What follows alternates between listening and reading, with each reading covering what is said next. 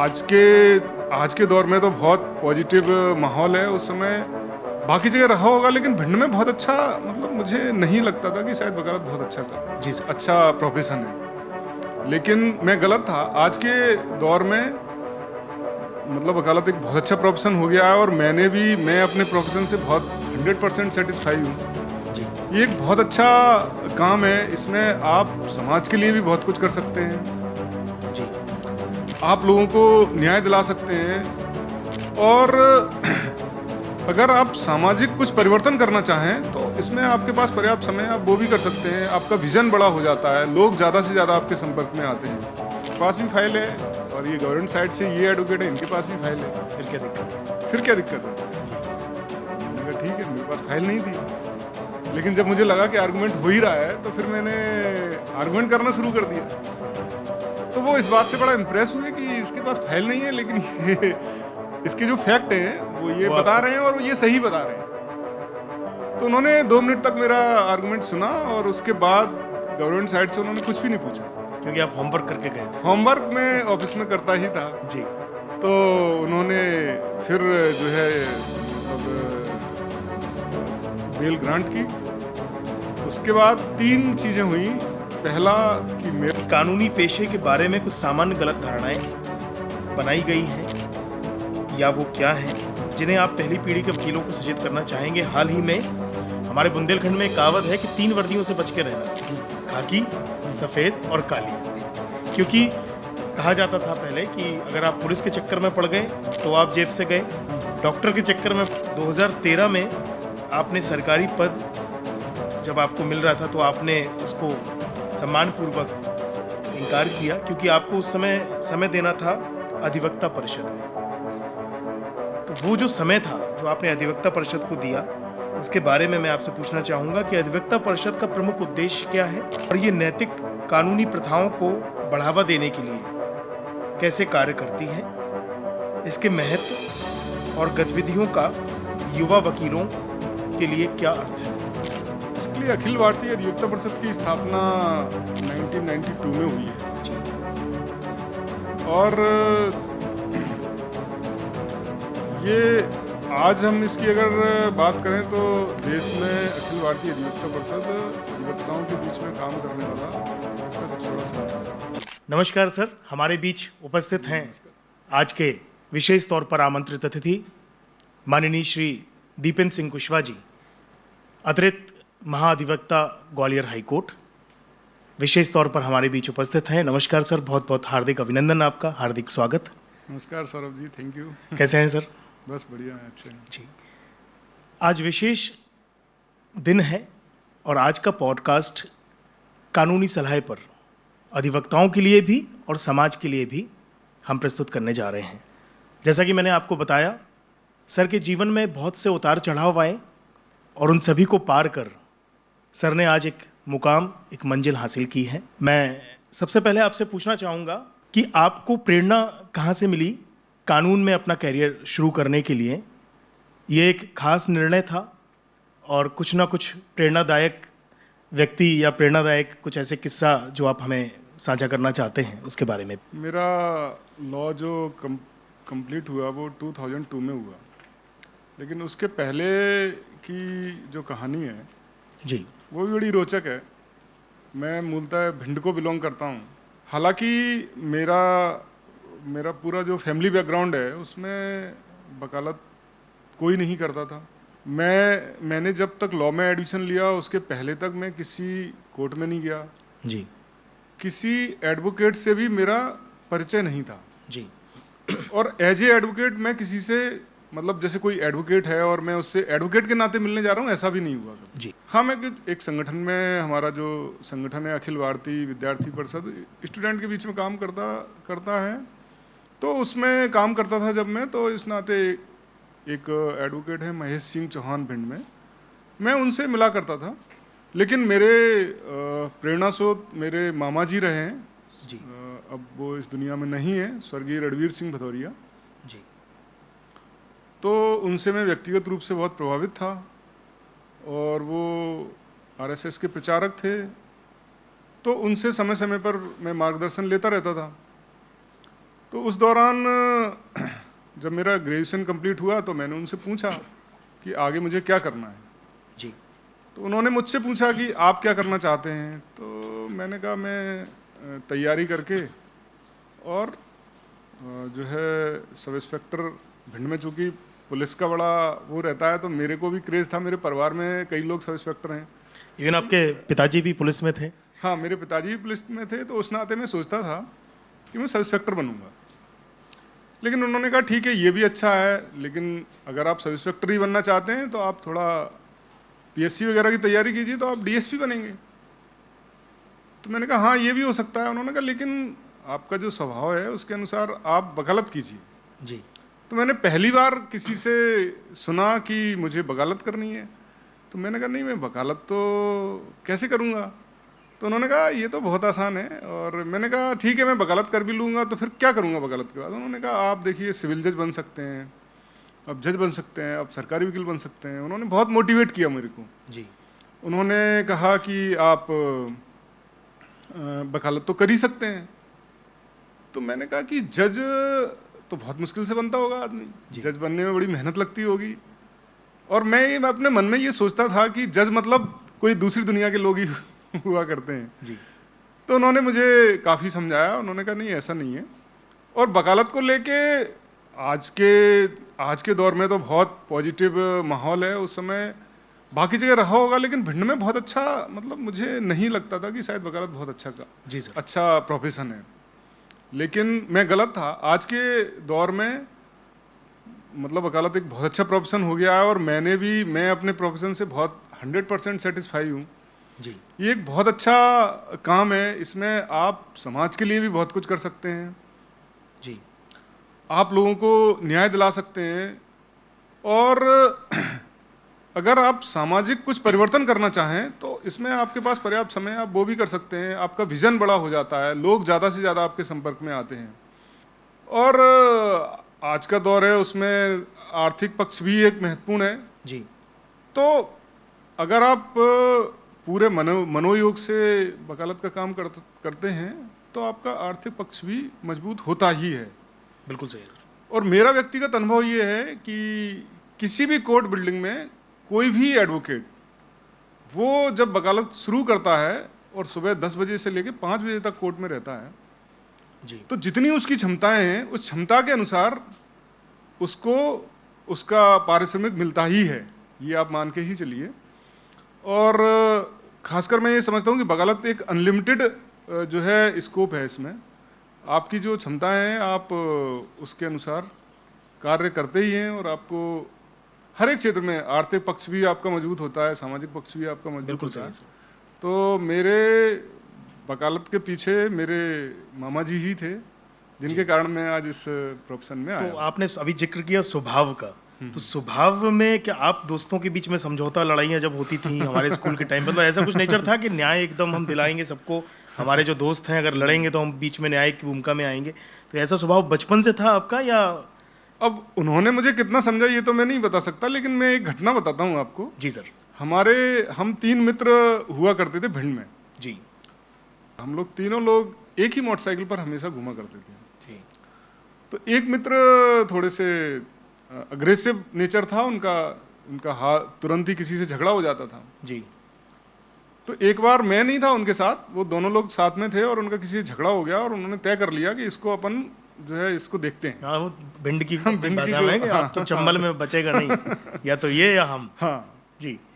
फिर उन्होंने आपस में चर्चा की कि ये दीपेंद्र को मत बताना, जी। अगर उनको बता दिया तो वो क्या है कि होने नहीं देंगे, वो समझौता करा देंगे। घर पे पहुंच के माता पिता को बता बातचीत के माध्यम से उसको सॉल्व करा देंगे। जी सर। तो ये मेरा स्वभाव रहा है। मैं मतलब व्यक्तिगत रूप से मेरा भी कोई बहुत ज़्यादा किसी से कभी कोई झगड़ा नहीं हुआ, और अगर मैं किसी को झगड़ते देखा भी है मैंने, तो मैंने उसको समझौता ही कराने की कोशिश की है। जी।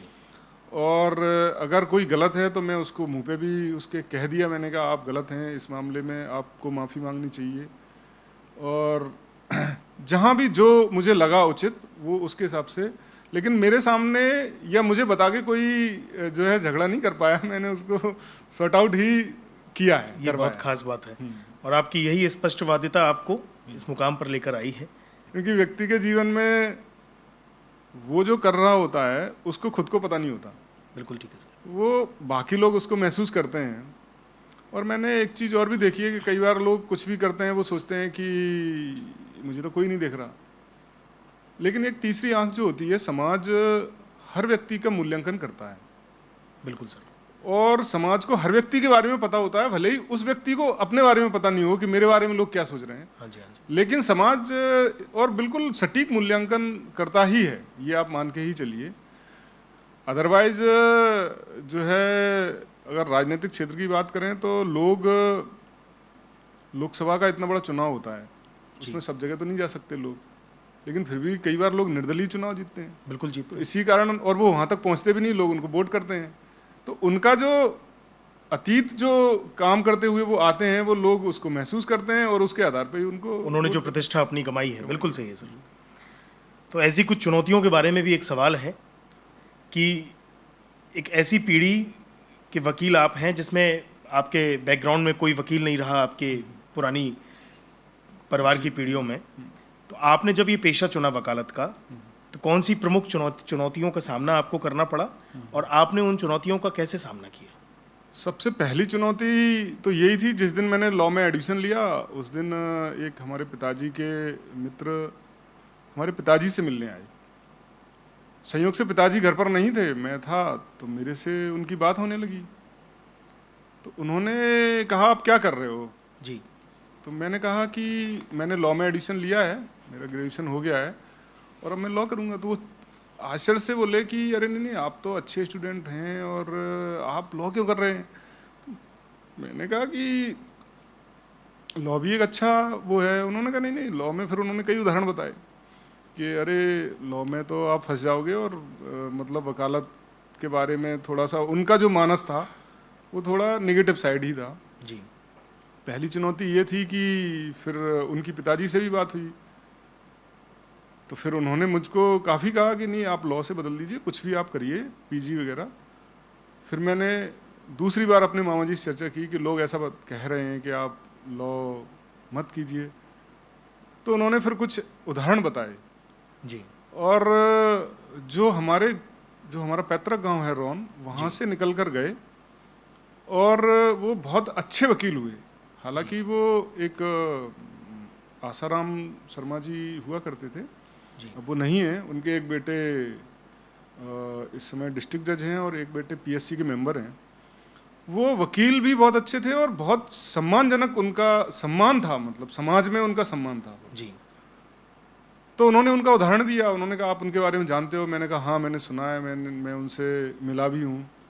तो उन्होंने कहा, वकालत करके बहुत अच्छा आप काम कर रहे हैं और आप इसमें कंफ्यूज मत होइए, आप वकालत करिए। तो पहली जो स्टेज थी वो यही थी कि मुझको लॉ करने से रोक रहे थे लोग। उन्होंने संभाला, क्योंकि होता भी यही संभाला। है। और मैं व्यक्तिगत रूप से ये भी मतलब नई जनरेशन को कहना चाहूँगा कि आप जीवन में कोई एक ऐसा आदमी रखिए अपने पास जिस पर आपको पूर्ण भरोसा हो जी। और जिससे आपका कोई स्वार्थ ना हो। आपको कभी ये नहीं लगे कि ये व्यक्ति मेरे लिए कुछ कर देगा, लेकिन एक अच्छा व्यक्ति आप अपने जीवन में रखिए। वो आपका पारिवारिक जो है रिश्तेदार हो सकता है, आपके पिताजी माताजी तो सभी के ही रहते हैं जो उचित सलाह देते ही हैं, लेकिन उनसे हर बात हम नहीं शेयर कर सकते। हम हर बात नहीं शेयर कर सकते। तो जीवन में एक व्यक्ति ऐसा रखिए जिससे हम हर बात शेयर कर सकते हैं और उससे कोई समस्या है तो उसका सटीक समाधान मिलता है। लेकिन चूंकि मेरा लॉ जब कंप्लीट हुआ तो उस दौरान मेरे मामा जी नहीं थे, तो मुझे लगा कि अब मुझे क्या करना चाहिए। तो मैं कुछ दिन के लिए सिविल जज की तैयारी करने गया जी। फिर वहाँ भी मेरा ज़्यादा मन नहीं लगा। फिर वापस आके ये तय हुआ कि हमको अब वकालत ही करनी है। तो चूंकि यंग जनरेशन के लिए जो फर्स्ट जनरेशन लॉयर होते हैं, उनके सामने एक प्रमुख चुनौती ये होती है कि जब वो कोर्ट में जाते हैं तो आर्थिक पक्ष शुरुआत में जो जूनियरशिप करते हैं तो आर्थिक पक्ष कमज़ोर रहता है जी। चूँकि मैं भिंड में रहता था और भिंड से मैं ग्वालियर आया वकालत के लिए, तो फिर मेरे सामने ये भी मुझे सोचना था कि ये कैसे होगा। लेकिन उस दौरान मैं सिविल जज की तैयारी कर रहा था। तो मैंने अपने पिताजी से कहा कि चूंकि आप मुझे तैयारी करने की दृष्टि से जो भी मुझे आप मेरी पॉकेट मनी या जो भी खर्च मुझको आप देते हैं जी आप उतना ही दीजिए, और आप ये मानिए कि मैं तैयारी ही कर रहा हूँ, और 2 वर्ष तक आप ये मानते रहिए कि मैं तैयारी कर रहा हूँ, और 2 वर्ष के बाद जो है मैं अपने पैरों पर खड़ा हो जाऊँगा, ऐसा मेरा विश्वास है। जी उन्होंने ठीक है आपको जो करना है, उन्होंने कभी मेरे को किसी चीज़ के लिए रोका नहीं। तो जो है मैं आया, लेकिन मतलब जैसे कि डर एक रहता है कि नहीं वकालत में आप जाओगे, शुरुआत में आपको बहुत सारी समस्याएं आएंगी, आप फर्स्ट जनरेशन लॉयर हैं, कोई आपको रिस्पॉन्स नहीं करेगा। लेकिन मैं जब आया तो विदिन 6 मंथ्स मुझे बहुत अच्छा फील होने लगा। मैंने जिनको ज्वाइन किया था, मेरे सीनियर हैं श्री प्रबल प्रताप सिंह सोलंकी और उनकी वाइफ, दोनों ही मतलब मेरे गुरु रहे हैं, अमी प्रबल। तो दोनों ने ही मेरे को सपोर्ट किया, और फिर धीरे धीरे मैं इस्टेब्लिश होता चला गया। मैंने उनका विश्वास भी जीत लिया, वो भी मेरे से हर चीज़ के लिए शेयर करते थे, मेरे पे भरोसा करते थे। एक बात ये भी रहती है कि जूनियर ये कहते हैं कि मुझे सीनियर जो है किसी केस में भेजते नहीं है, लेकिन मेरे सामने ऐसी कभी कोई चुनौती नहीं रही कि मुझे केस में भेजा नहीं गया हो। जी इवन एक मेरा मतलब बड़ा इंटरेस्टिंग केस है, और वो भी हम कहें तो एक मेरी वकालत के कैरियर का मील का पत्थर साबित हुआ। एक जस्टिस हुआ करते थे यहाँ, जी जस्टिस एस द्विवेदी। तो वो काफ़ी जूनियरों को कोऑपरेट करते थे। एक केस में ऐसा हुआ कि उस केस की फाइल कोर्ट में नहीं पहुंची जी और नंबर आने वाला था, तो मेरे सीनियर ने मुझसे कहा कि इस केस में आप टाइम ले लीजिए। तो मैंने कहा कि ठीक है, मैं ले लेता हूँ। जी तो मैं जब कोर्ट के सामने गया, मैंने कहा सर मेरे को इस केस में टाइम चाहिए। तो उन्होंने कहा क्यों? मैंने कहा आप इस केस को डे आफ्टर टुमारो कर दीजिए। जी तो उन्होंने क्यों? मैंने कहा सर फाइल नहीं आ पाई आज ऑफिस से। अरे मेरे पास भी फाइल है, और ये गवर्नमेंट साइड से ये एडवोकेट है, इनके पास भी फाइल है, हाँ, फिर क्या दिक्कत है? फिर क्या दिक्कत है? जी तो मैंने कहा ठीक है, मेरे पास फाइल नहीं थी, लेकिन जब मुझे लगा कि आर्गुमेंट हो ही रहा है तो फिर मैंने आर्गुमेंट करना शुरू कर दिया। तो वो इस बात से बड़ा इम्प्रेस हुए कि इसके पास फाइल नहीं है, लेकिन ये इसके जो फैक्ट हैं वो ये बता रहे हैं, और वो ये सही बता रहे हैं। तो उन्होंने 2 मिनट तक मेरा आर्गुमेंट सुना, और उसके बाद गवर्नमेंट साइड से उन्होंने कुछ भी नहीं पूछा, क्योंकि आप होमवर्क करके गए थे। होमवर्क मैं ऑफिस में करता ही था। जी तो उन्होंने फिर जो है मतलब बेल ग्रांट की। उसके बाद 3 चीज़ें हुई। पहला कि मेरा कॉन्फिडेंस बहुत डेवलप हुआ, जी दूसरा सीनियर का भी भरोसा मेरे ऊपर जमा, बिल्कुल, और तीसरा कोर्ट का भी मेरे ऊपर भरोसा जमा कि कहीं ना कहीं ये व्यक्ति जो है तैयारी करके आता है। हाँ तो उसके बाद कई मामलों में मैं जाता था तो वो मेरा थोड़ा सा आर्गुमेंट सुनते थे, जी और उसके बाद जो भी करना है उस केस में वो करते थे। जी तो कहीं ना कहीं मैं प्रत्येक एडवोकेट जो जूनियर एडवोकेट है उनको ये कहना चाहूँगा कि आप ऑफिस जाते हैं शाम को, भले ही आपको किसी केस में आर्गुमेंट ना ही करना हो, उसमें सीनियर ही करेंगे आर्गुमेंट, लेकिन जब भी आपको जितने समय के लिए वो फाइल मिलती है तो आप उसको अपनी तैयारी कर लीजिए। हाँ जी हाँ जी बाई चांस, क्योंकि वकालत एक ऐसा प्रोफेशन है कि इसमें चांस मिलता है जब आप जूनियरशिप कर रहे होते हैं। जी किसी दिन अचानक सीनियर किसी केस में दूसरे केस में बिजी हो गया, तो आपको कोर्ट कहती है नहीं आप आर्गुमेंट करिए। अगर उस समय आप आर्गुमेंट करना शुरू कर देते हैं तो कोर्ट बहुत इंप्रेस होती है। वो एक चांस होता है, वो एक चांस होता है, वो सबके जीवन में वो आता है। सबके जीवन में आता है। बिल्कुल सही है सर। तो वहाँ से तो ऐसी छोटी छोटी बातें ये सब चलती रहीं, लेकिन मुझे वकालत के दौरान कभी डर नहीं लगा। ऐसा डर नहीं लगा कि मेरी प्रैक्टिस नहीं चली तो मेरा क्या होगा। ये नेगेटिव थॉट्स कभी आए नहीं मेरे को, पता नहीं कैसे, मतलब मैं वकालत में आ गया और मैं एक के बाद दूसरी के बाद तीसरी सीढ़ी चढ़ता हुआ चला गया। मैंने कभी नेगेटिव नहीं सोचा कि मैं वकालत कर भी पाऊंगा या नहीं कर पाऊंगा। ये एक मेरा जो है, मुझे लगता है कि ये पॉजिटिव बात रही है जिसके कारण मैं यहाँ खड़ा हो पाया। इसी पॉजिटिविटी के साथ आपको उनसे मुलाकात आपकी हुई जिन्होंने आपको पहले रोका था नेगेटिविटी के साथ, दोबारा कभी जब आप इस पेशे में आए या इस पेशे में एक मुकाम हासिल किया? क्योंकि अगर वो नहीं आते शायद। वो मेरे को मिलते हैं, मैंने ऐसा उनको कभी एहसास नहीं कराया जी, और ऐसे मैं क्या बताऊं कि वो एक व्यक्ति ही नहीं, ऐसे कई व्यक्ति मेरे को मिले, ऐसे नहीं, तीन उनका चार। शुक्रिया अदा करना चाहिए आपको कि अगर वो नहीं आते तो शायद तो आप शायद आप नहीं शोध होता। नहीं करते कि मुझे Even, वकालत करनी है या नहीं। मेरे जीवन में ऐसे 3-4 व्यक्ति आए, एक मेरे क्लोज रिलेटिव भी थे, उन्होंने भी कहा कि वकालत करके क्या करोगे, लोग आपको क्यों केस देंगे, क्या वहाँ वकील नहीं होंगे।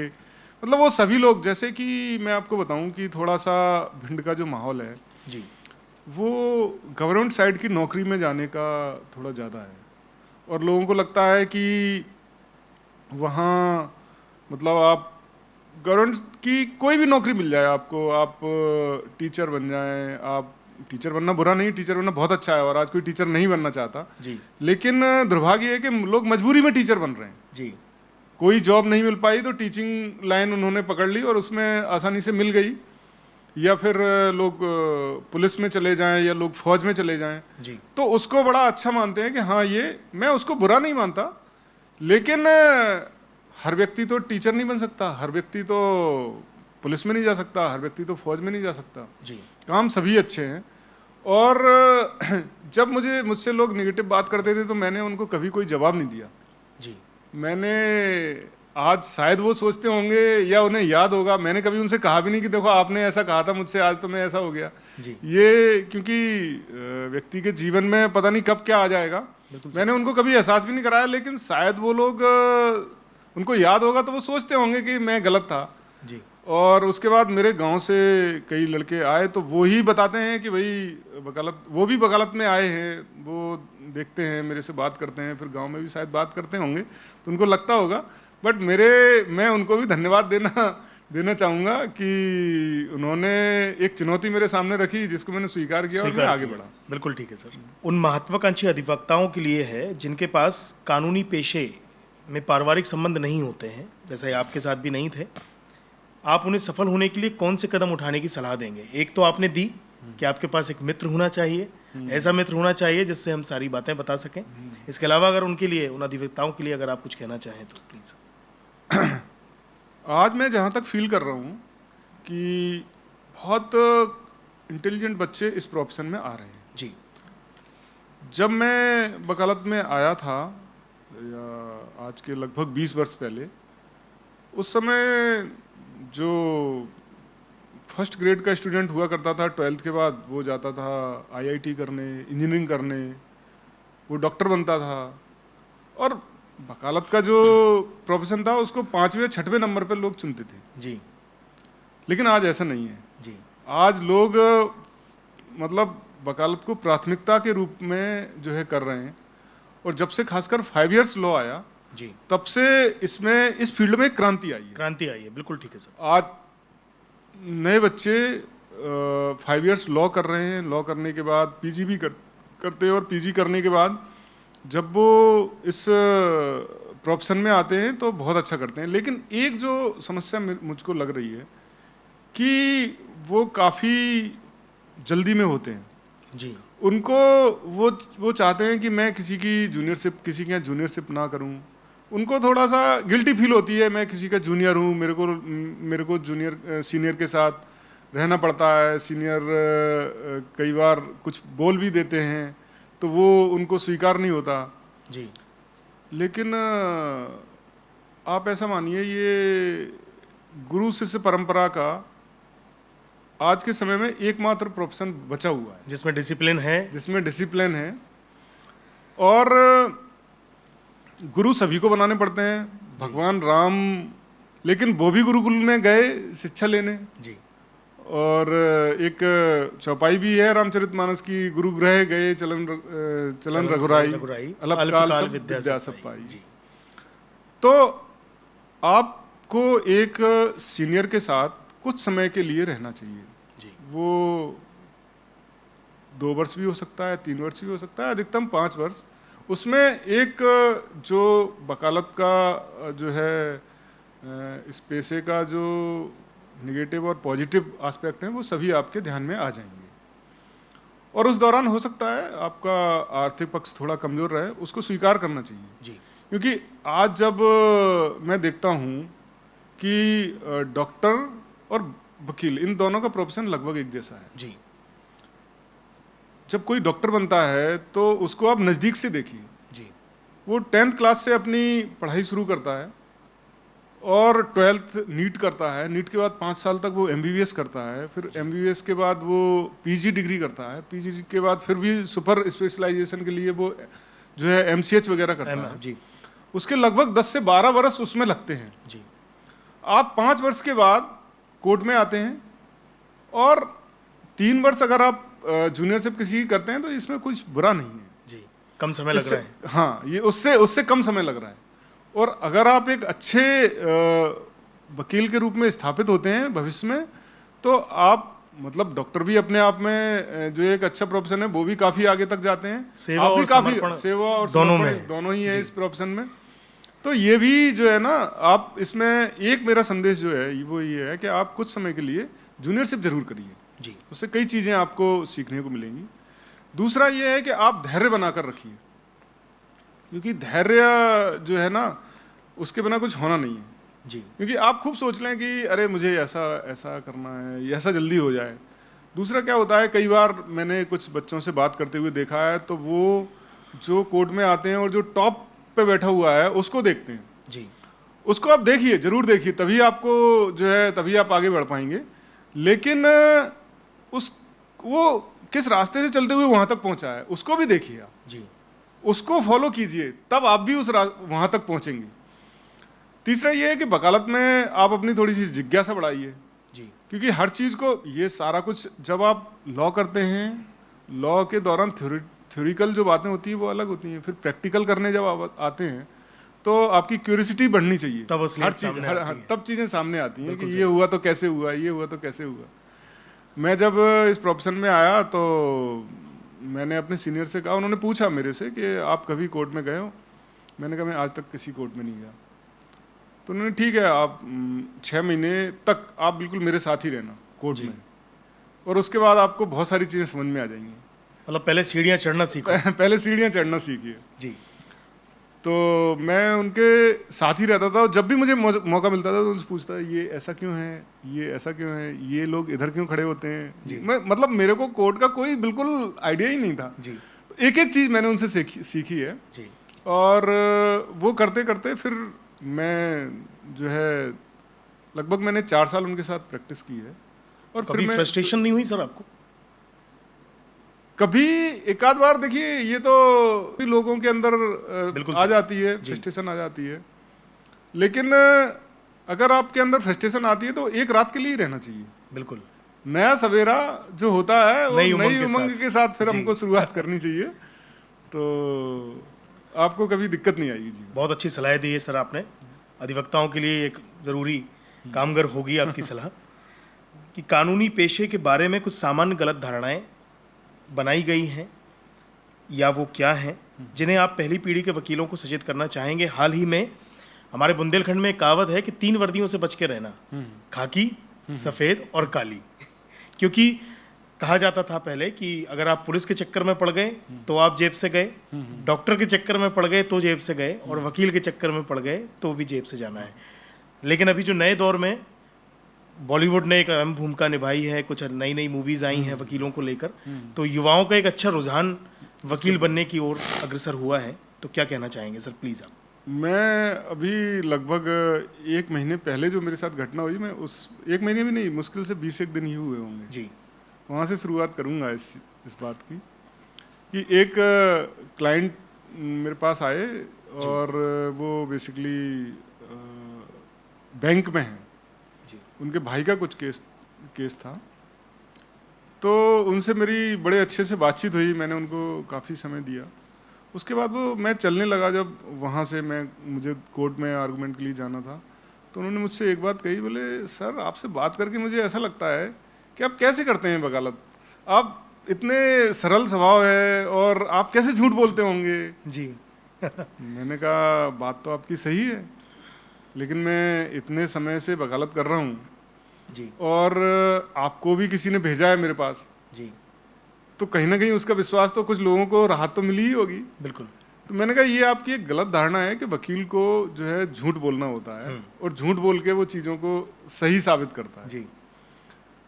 मैंने कहा ऐसा नहीं है, वकालत में जो सच है उस सच को ही कोर्ट के सामने लाना होता है, सबूतों के आधार पर। सबूतों के आधार पर। जी और इसीलिए ये प्रोफेशन बना हुआ है। जी मैंने कहा ये तो एक आप अपने दिमाग से निकाल दीजिए कि हमको झूठ बोलकर हम कुछ करते हैं वहाँ। दूसरा ये है कि चूंकि समाज का ऐसा मानस बना है तो कहीं ना कहीं कुछ हद तक हो सकता है ये बात सही भी हो, जी लेकिन मैंने ऐसा सामान्य तौर पर, लेकिन मैं तो अपने जीवन का बताऊं, मैं कभी कोर्ट में झूठ भी नहीं बोलता, और जी कई बार कुछ गलत मतलब बाय मिस्टेक या फिर जल्दबाजी में कोई गलत फैक्ट भी कोर्ट के सामने रख देता हूं, तो फिर मुझे भले ही कोर्ट उसको ना पकड़ पाए लेकिन मुझे बाद में बड़ी गिल्टी फील होती है कि अरे ये बात मेरे आत्मग्लानि का जो है अनुभव होता है। फिर अगली बार मैं उसको ठीक करने की कोशिश करता हूँ। तो कुल मिलाकर वकील भी, ये एक अच्छे वकील की पहचान है। वकील भी इसी समाज से आते हैं, तो 1-8% कोई हो सकता है। देखिए निगेटिव पॉजिटिव सब जगह ही होता है, बिल्कुल ठीक है सर, लेकिन एक्सेप्शन सब जगह ही होते हैं। लेकिन मुझे तो लगता है कि हाँ, हमारे खासकर ग्वालियर में तो बहुत अच्छे अच्छे लोग हुए हैं, और देश में वो सुप्रीम कोर्ट जज तक बने हैं, चीफ जस्टिस ऑफ इंडिया भी हुए हैं इसी ग्वालियर की धरती से लोग।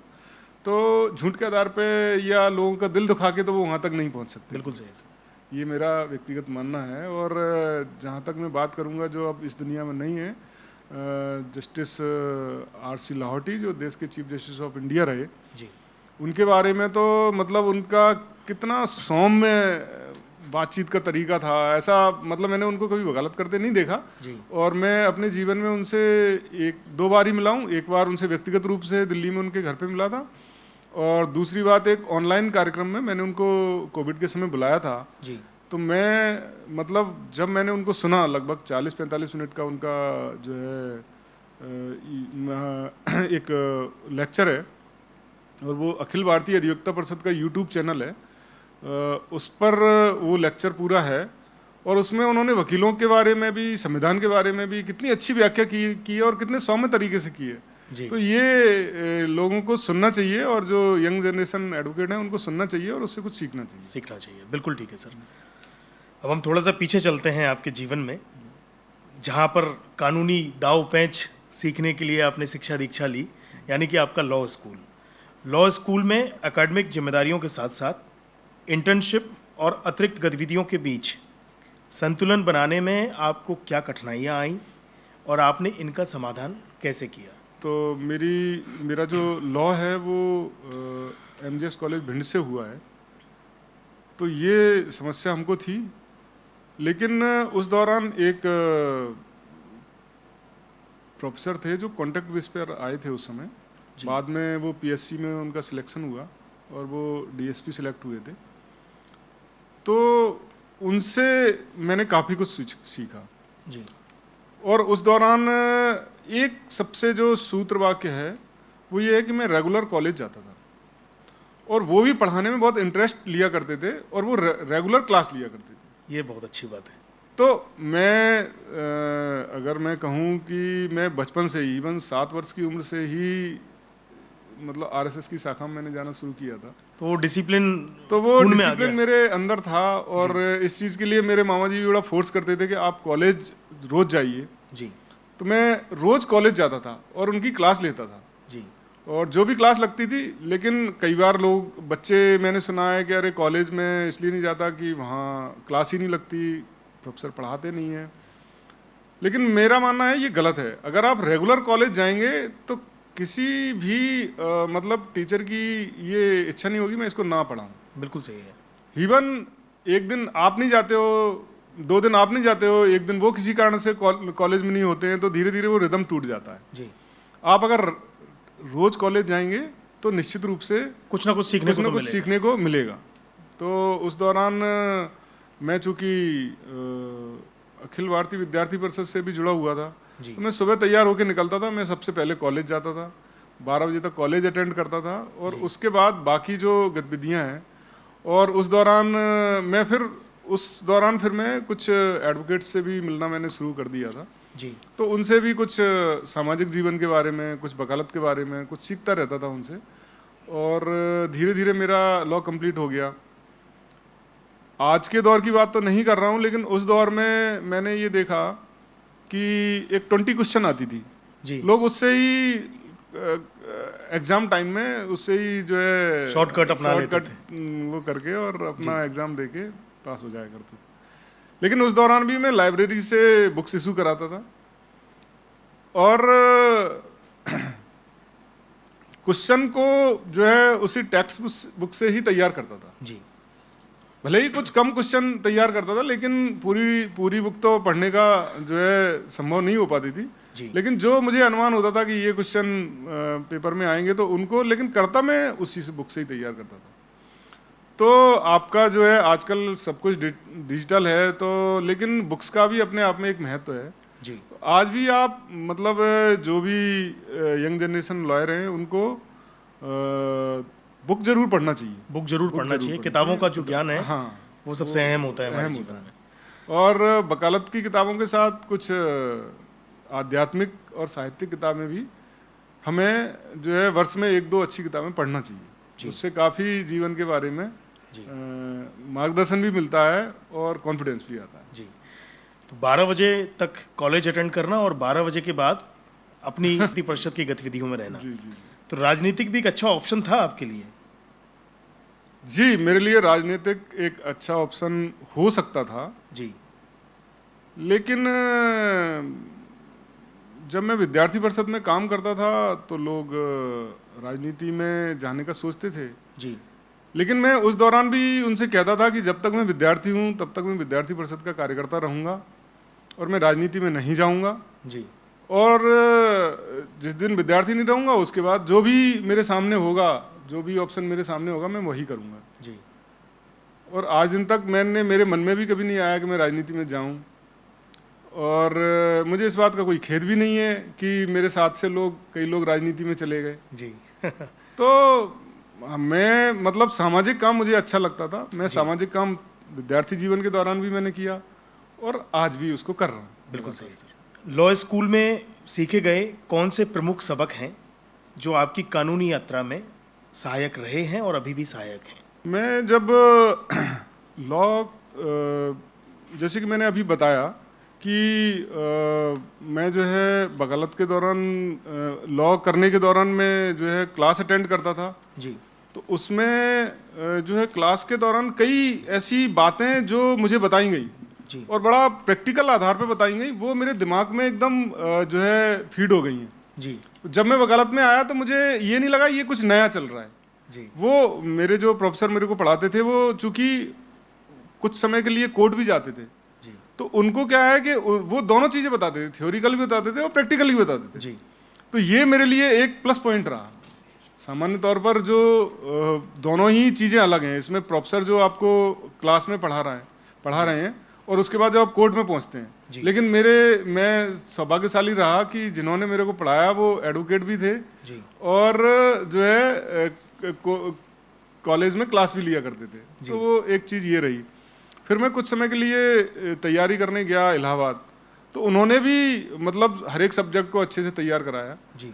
तो मेरे को जो है जो किताबी ज्ञान था वो मेरा अच्छा हो गया।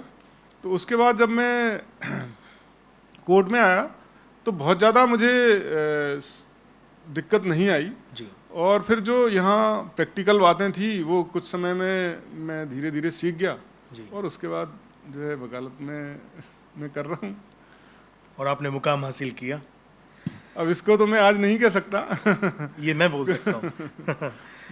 खैर कि जब आप पहली बार कोर्ट में कदम रखने का अनुभव आपको हुआ तो वो कैसा था और आपने कार्रवाई के व्यवहारिक पहलुओं को कैसे समझा? एक मैं रोचक घटना बताता हूँ। जी सर। मैं जब लॉ कर रहा था उस दौरान अपने देश के जो विधि मंत्री थे जी वो स्वर्गीय अरुण जेटली थे जी। तो हमारा जो ग्रुप था वो उस समय मैंने देखा कि टाइम्स ऑफ इंडिया में उनके कुछ कभी इंटरव्यू आता था, कभी कुछ उनका स्टेटमेंट आता था जी। कभी आर्टिकल भी 1-2 बार मैंने उनके पढ़े उस दौरान जी। तो वो बड़ा इंटरेस्टिंग हुआ करते थे। हम लोग उनसे बड़े प्रभावित थे। हमारा जो पूरा ग्रुप था वो हम लोग क्लास में बैठ के उनके बारे में कई बार चर्चा करते थे। अरुण जेटली जी के बारे में। और जब मैं कोर्ट में आया तो कोर्ट में आने के लगभग 15 दिन के अंदर अरुण जेटली जी ग्वालियर में आर्गुमेंट करने आए। और उस समय चूंकि कोर्ट में एक व्यवहार ऐसा रहता है कि जो जूनियर हैं वो पीछे की तरफ बैठते हैं, जो सीनियर हैं वो आगे की सीट पर बैठते हैं जी। तो मैं नॉर्मली पीछे की सीट पर ही बैठता था। उस समय मुझे मुश्किल से 15 या 20 दिन हुए होंगे। Backbencher. बैक जी। उसको बैक बेंचर तो नहीं कह सकते, backbencher in the sense मतलब जो कॉलेज में क्लास में बैक में ही बैठना है उनको जी, और वही सबसे पहले आते हैं फिर। लेकिन इसमें ये है, इसमें एक सम्मान की दृष्टि से जी। कि आप आगे भी बैठे हैं, तब भी आज भी मैं मेरे से सीनियर अगर कोर्ट रूम में कोई आता है जी। और मैं जहां भी बैठा हूं तो मैं उठ के एक बार उसको सीट देता हूं। वो भले ही ना लें उसको, वो एक अलग विषय है, लेकिन ये एक सम्मान की दृष्टि से हम लोग करते हैं। तो मैं पीछे बैठा था तो मैं आर्गुमेंट उनका चल रहा था तो मुझे लगा ये जेटली जी हैं, लेकिन मैं बार बार जो है उनको देखूं पीछे से, मुझे कुछ समझ नहीं आए जी। एक 5-7 मिनट का उनका आर्गुमेंट चलता रहा तो मुझे क्लियर हो गया कि ये अरुण जेटली जी हैं जी। फिर धीरे धीरे जिसको भी कोर्ट में पता लगा वो हर व्यक्ति उस कोर्ट रूम में आ गया जी। और उन्होंने लगभग 30 या 35 मिनट्स उनका आर्गुमेंट चला जी। और हम लोग उसको सुनते रहे जी। तो मैं बड़ा मतलब उस पूरे आर्गुमेंट से बहुत इम्प्रेस हुआ जी। और मुझे बड़ा अच्छा फील हुआ। आप जिसको रोल मतलब हम कह सकते हैं जिसको आप आदर्श मानते हैं या जिसके बारे में आप सोचते रहते हैं और वो हमें दिख जाए, और वो हमें सामने दिख जाए, उससे बात करने का मौका मिल जाए, तो ये सपना पूरा होने जैसी बात है। और अरुण जेटली जी निश्चित रूप से देश के मतलब बड़े एडवोकेट रहे हैं और पॉलिटिशियन भी वो बहुत अच्छे रहे हैं, इसमें भी कोई दो राय नहीं है। बड़ा साफ सुथरा उनका जीवन रहा है। तो उसके बाद जब वो कोर्ट रूम से बाहर निकले तो 1 मिनट के लिए मेरी उनसे चर्चा हुई। मैंने उनसे नमस्ते किया और नमस्ते करने के बाद मैंने उनको बस ये किया कि सर मैं आपके आर्टिकल मैंने आपके पढ़े हुए हैं और मैं आपसे बहुत इम्प्रेस हूँ। बस ये 2 बातें मैं करके, और फिर काफ़ी लोग वहाँ आ गए, मैं पीछे हट गया। हमारा काम पूरा हो गया। तो वो चीज़ रही। बाकी फिर मैं कोर्ट में जो उस समय मतलब जस्टिस A.K. श्रीवास्तव हुआ करते थे, उनकी कोर्ट में हर एक यंग एडवोकेट जो था वो उनकी कोर्ट में बैठता था जाके, क्योंकि वो कानूनी बातों के साथ साथ व्यवहारिक बातें भी बहुत कोर्ट में बताया करते थे। तो उनसे सीखा मैंने। फिर कोर्ट में जो भी सीनियर हैं और वो जब भी कुछ बात कर रहे होते थे तो मैं उनसे सीखता था। और हाई कोर्ट में खासकर प्रत्येक जूनियर को कोर्ट रूम में ज़्यादा से ज़्यादा समय बैठना चाहिए, तो वहाँ से कई बातें उसको सीखने को मिलती हैं जी। और अगर सीनियर किसी बात पर आपको जो है कुछ गाइड करता है या इवन कुछ टोकता भी है तो आप उसका बुरा मत मानिए, उसको पॉजिटिविटी से लीजिए, तो वो निश्चित रूप से आपके जीवन में आपको आगे बढ़ाएगा। क्या आपके प्रारंभिक मामलों में कोई ऐसा प्रमुख मामला, हालांकि अभी आपने ये बताया, लेकिन इसके अलावा जिससे आपके आत्मविश्वास को बढ़ाया हो? एक मामला मैं कह सकता हूँ जी। वैसे तो ये मतलब हर दिन ही एक नया होता था और हर दिन ही जब किसी केस के बारे में खासकर जूनियरशिप के दौरान किसी केस में आर्गुमेंट करने को मिलता था जी। तो उसमें दोनों ही बातें होती थी। यदि हम उस केस में मतलब केस हमारे फेवर में नहीं होता था तो बहुत डिप्रेशन भी आता था जी कि अरे भाई हम इसमें ये और बोल देते तो शायद मेरे फेवर में आ जाता। लेकिन जिस केस को हम जीत लेते थे या जिस केस में डिसीजन हमारे फेवर में आ जाता था तो उसमें उससे हमारा उत्साहवर्धन होता था।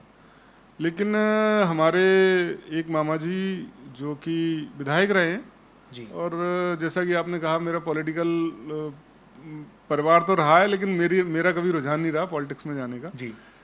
तो उनके ऊपर एक केस झूठा, जिसको पूरा शहर जानता था जी, और सब जानते थे कि ये झूठा केस इनके ऊपर लग गया है जी। और वो खुद भी उस केस को लेकर काफ़ी व्यथित थे जी। तो हालांकि हम उस समय जूनियर ही थे, लेकिन उस केस को हमने बहुत गंभीरता से लिया जी। और उस केस में हमने कभी मतलब जो भी उस केस में पर्दे के पीछे से हो सकता था और जो भी उनको हम गाइड कर सकते थे, जितना हमारा उस समय अनुभव था। हालांकि उस दौरान हम कई सीनियर्स से मिले और अल्टीमेटली वो फिर आगे चल के उस केस में उनको कोर्ट ने एंटीसिपेटरी बेल ग्रांट की, फिर बाद में वो उस केस में एक्विटल भी हुए। तो वहाँ से मेरा एक कॉन्फिडेंस बिल्ट हुआ और वहाँ से मुझे लगा कि नहीं मैं भी कर सकता हूँ। तो ये एक कॉन्फिडेंस आया, और उनको भी मतलब उसके बाद उनको भी लगा कि नहीं नहीं, क्योंकि व्यक्ति के जीवन में सबसे बड़ी जो सबसे बड़ी जो बाधा है कि आपके परिवार के लोग आपके ऊपर भरोसा कर लें। उनको विश्वास हुआ उनको कि अब विश्वास हो हमारा जाए। भांजा वकील बन गया है। चलिए, तो वो उस चीज़ की वो काफ़ी चर्चा भी की उन्होंने जी। तो वहाँ से मेरे को काफ़ी कॉन्फिडेंस आया। तो अब कोर्ट रूम से बाहर आते हैं सर। एक स्वतंत्र वकील से सरकारी पद में स्थानांतरित होने का निर्णय आपने कैसे लिया? कठिन सवाल। आपका सवाल थोड़ा कठिन तो नहीं कह सकते, बट एक्चुअली में जो लोग भी हाई कोर्ट में वकालत करते हैं, जी सर, एक साइड की प्रैक्टिस करते हैं लोग, और लंबे जैसे मुझे भी लगभग 20 वर्ष होने को आए हैं, तो एक अनुभव की दृष्टि से सभी की ऐसी सलाह होती है कि आप कुछ समय के लिए सरकार का पक्ष भी रखिए कोर्ट में। तो उससे क्या है कि आपको एक और नया कुछ सीखने को मिलेगा जी। तो उन लोगों की भी सलाह थी और उनकी इच्छा थी कि आप इस सरकारी सिस्टम में कुछ समय के लिए आइए। बाकी कुछ कोर्ट में जो मेरे सीनियर एडवोकेट रहे हैं, उनका भी ये कहना था कि आप कुछ समय के लिए सरकार का पक्ष रखिए कोर्ट में, उससे आपका थोड़ा सा कुछ व्यक्तित्व विकास भी होगा जी। और वकालत की जो बारीकियां हैं उनकी समझ और भी बढ़ेगी। वो शायद स्वतंत्र वकील के तौर पर नहीं सीखने को मिलती। एक्चुअली में स्वतंत्र वकील के तौर पर आपको एक लिमिटेड केस आपके पास आते हैं जी।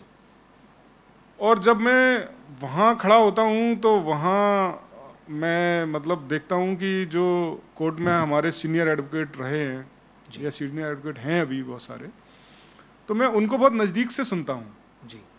कि किसी भी केस को कोर्ट के सामने वो किस तरीके से उनका प्रेजेंटेशन है, और कहाँ कहाँ मैं जहाँ तक नहीं सोच पाता था वो लोग वहाँ तक सोच के आ रहे हैं जी। तो वो मैं बहुत नज़दीक से अभी जान रहा हूँ। हालांकि हर एक वकील की ये इच्छा रहती है कि मैं कुछ समय के लिए सरकारी वकील बनूं, और मेरे सामने ये प्रस्ताव 2013 में आया था जी। लेकिन मैंने उसको जो है बड़ा सम्मान के साथ उसको मना किया कि भाई मैं अभी सरकारी वकील नहीं बनना चाहता, क्योंकि जिम्मेदारियां बढ़ती हैं। जिम्मेदारियां बढ़ती हैं और मेरे पास सामाजिक क्षेत्र की भी जिम्मेदारी उस समय थी। मैं 2012 में जो हमारा संगठन है जिसमें मैं अभी काम कर रहा हूँ जी। अखिल भारतीय अधिवक्ता परिषद, तो उसमें प्रदेश का महामंत्री में नया ही बना था जी। तो मैंने कहा अभी ये दोहरी जिम्मेदारी मेरे ऊपर हो जाएगी जी। और मैं व्यक्तिगत जीवन में भी मैं बताऊं कि मैं किसी भी काम को करता हूं तो बहुत गंभीरतापूर्वक करता हूं जी। तो मुझे लगा कि मैं दोनों चीज़ों के साथ न्याय नहीं कर पाऊंगा जी। इसलिए उस समय मैंने 2013 में इसको प्रस्ताव को सम्मानपूर्वक मना किया। फिर 2017 में भी ये प्रस्ताव मेरे सामने था, तब भी मैंने मना किया क्योंकि मुझे अपनी खुद की जो प्रैक्टिस है और उसमें बड़ा अच्छा लग रहा था, अच्छा महसूस कर रहा था उस समय में, और मेरा जो संगठन है उसको भी काफ़ी अच्छे से काम करने का मेरे पास अवसर था। तो फिर एक तीसरी जिम्मेदारी और लेकर मुझे लगता है कि फिर तीनों के साथ ही न्याय नहीं कर पाता। बिल्कुल सही। तो मैं लगातार उस चीज़ के लिए मना करता रहा। 2020 में भी मेरे सामने ये प्रस्ताव आया जी। हालांकि जब बार बार कुछ आपके सीनियर, आपके मार्गदर्शक जब आपको कुछ सलाह देते हैं तो फिर मानना भी चाहिए जी। तो इस बार मुझे लगा कि इसको अब स्वीकार कर लेना चाहिए क्योंकि मैं एक साइड की प्रैक्टिस 20 वर्ष से कर रहा हूँ तो ज़रा दूसरी साइड के भी कुछ अनुभव मुझे लेने हैं और इसलिए अपना व्यक्तित्व विकास की दृष्टि से मतलब दायरा बढ़ाना है तो उस दृष्टि से ये काम अच्छा है। लेकिन मैं इसमें ये भी कहना चाहूँगा कि सामान्य तौर पर लोग आते हैं, उनको लगता है कि इसमें मेरा आर्थिक पक्ष मजबूत हो जाएगा इसलिए मैं सरकारी वकील बनूं जी। वो पक्ष होता ही है, उसमें कोई जो है उसमें कोई गलत बात नहीं है। लेकिन आप अगर शासकीय अधिवक्ता के तौर पर नियुक्त होते हैं कोर्ट में, तो आप ज़्यादा से ज़्यादा ये कोशिश कीजिए कि लोगों को न्याय दिलाना, ये तो हमारी प्राथमिकता है ही, और उसमें अपने आप को भी ग्रूम करने का एक मौका है, तो अपने आप को भी जो है डेवलप कीजिए, अपने आप को ज़्यादा polish से करने ज़्यादा का कानून मौका। की समझ बढ़ाइए। जी, एडिशनल एडवोकेट जनरल बनने के बाद आपके सामने सबसे बड़ी चुनौतियां क्या रहीं और आपने उनसे कैसे निपटारा पाया? सबसे पहले तो मैं एडिशनल एडवोकेट जनरल नियुक्त हुआ, तो इस समय जो एडवोकेट जनरल हैं श्री प्रशांत सिंह जी, मैं उनका धन्यवाद देना चाहूँगा कि उन्होंने मेरे को इस पद पर नियुक्त किया और उन्होंने अपना सहयोगी मुझे बनाया, मेरे ऊपर विश्वास जताया।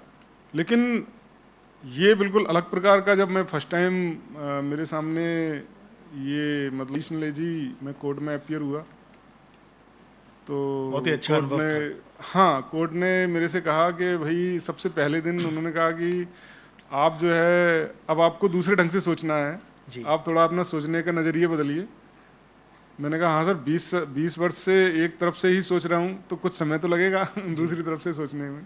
तो इसमें कुछ पॉजिटिव बातें भी हैं, कुछ थोड़ा सा निगेटिव तो नहीं कहेंगे, लेकिन ये है कि शुरू में मेरे सामने पहले मेरे पास 3, 4, 5 केस एक दिन में आर्गू करने के लिए होते थे, तो उसमें भी मेरी इच्छा है, किसी में मैं तारीख भी बढ़वा लेता था, किसी में आर्गूमेंट भी करता था।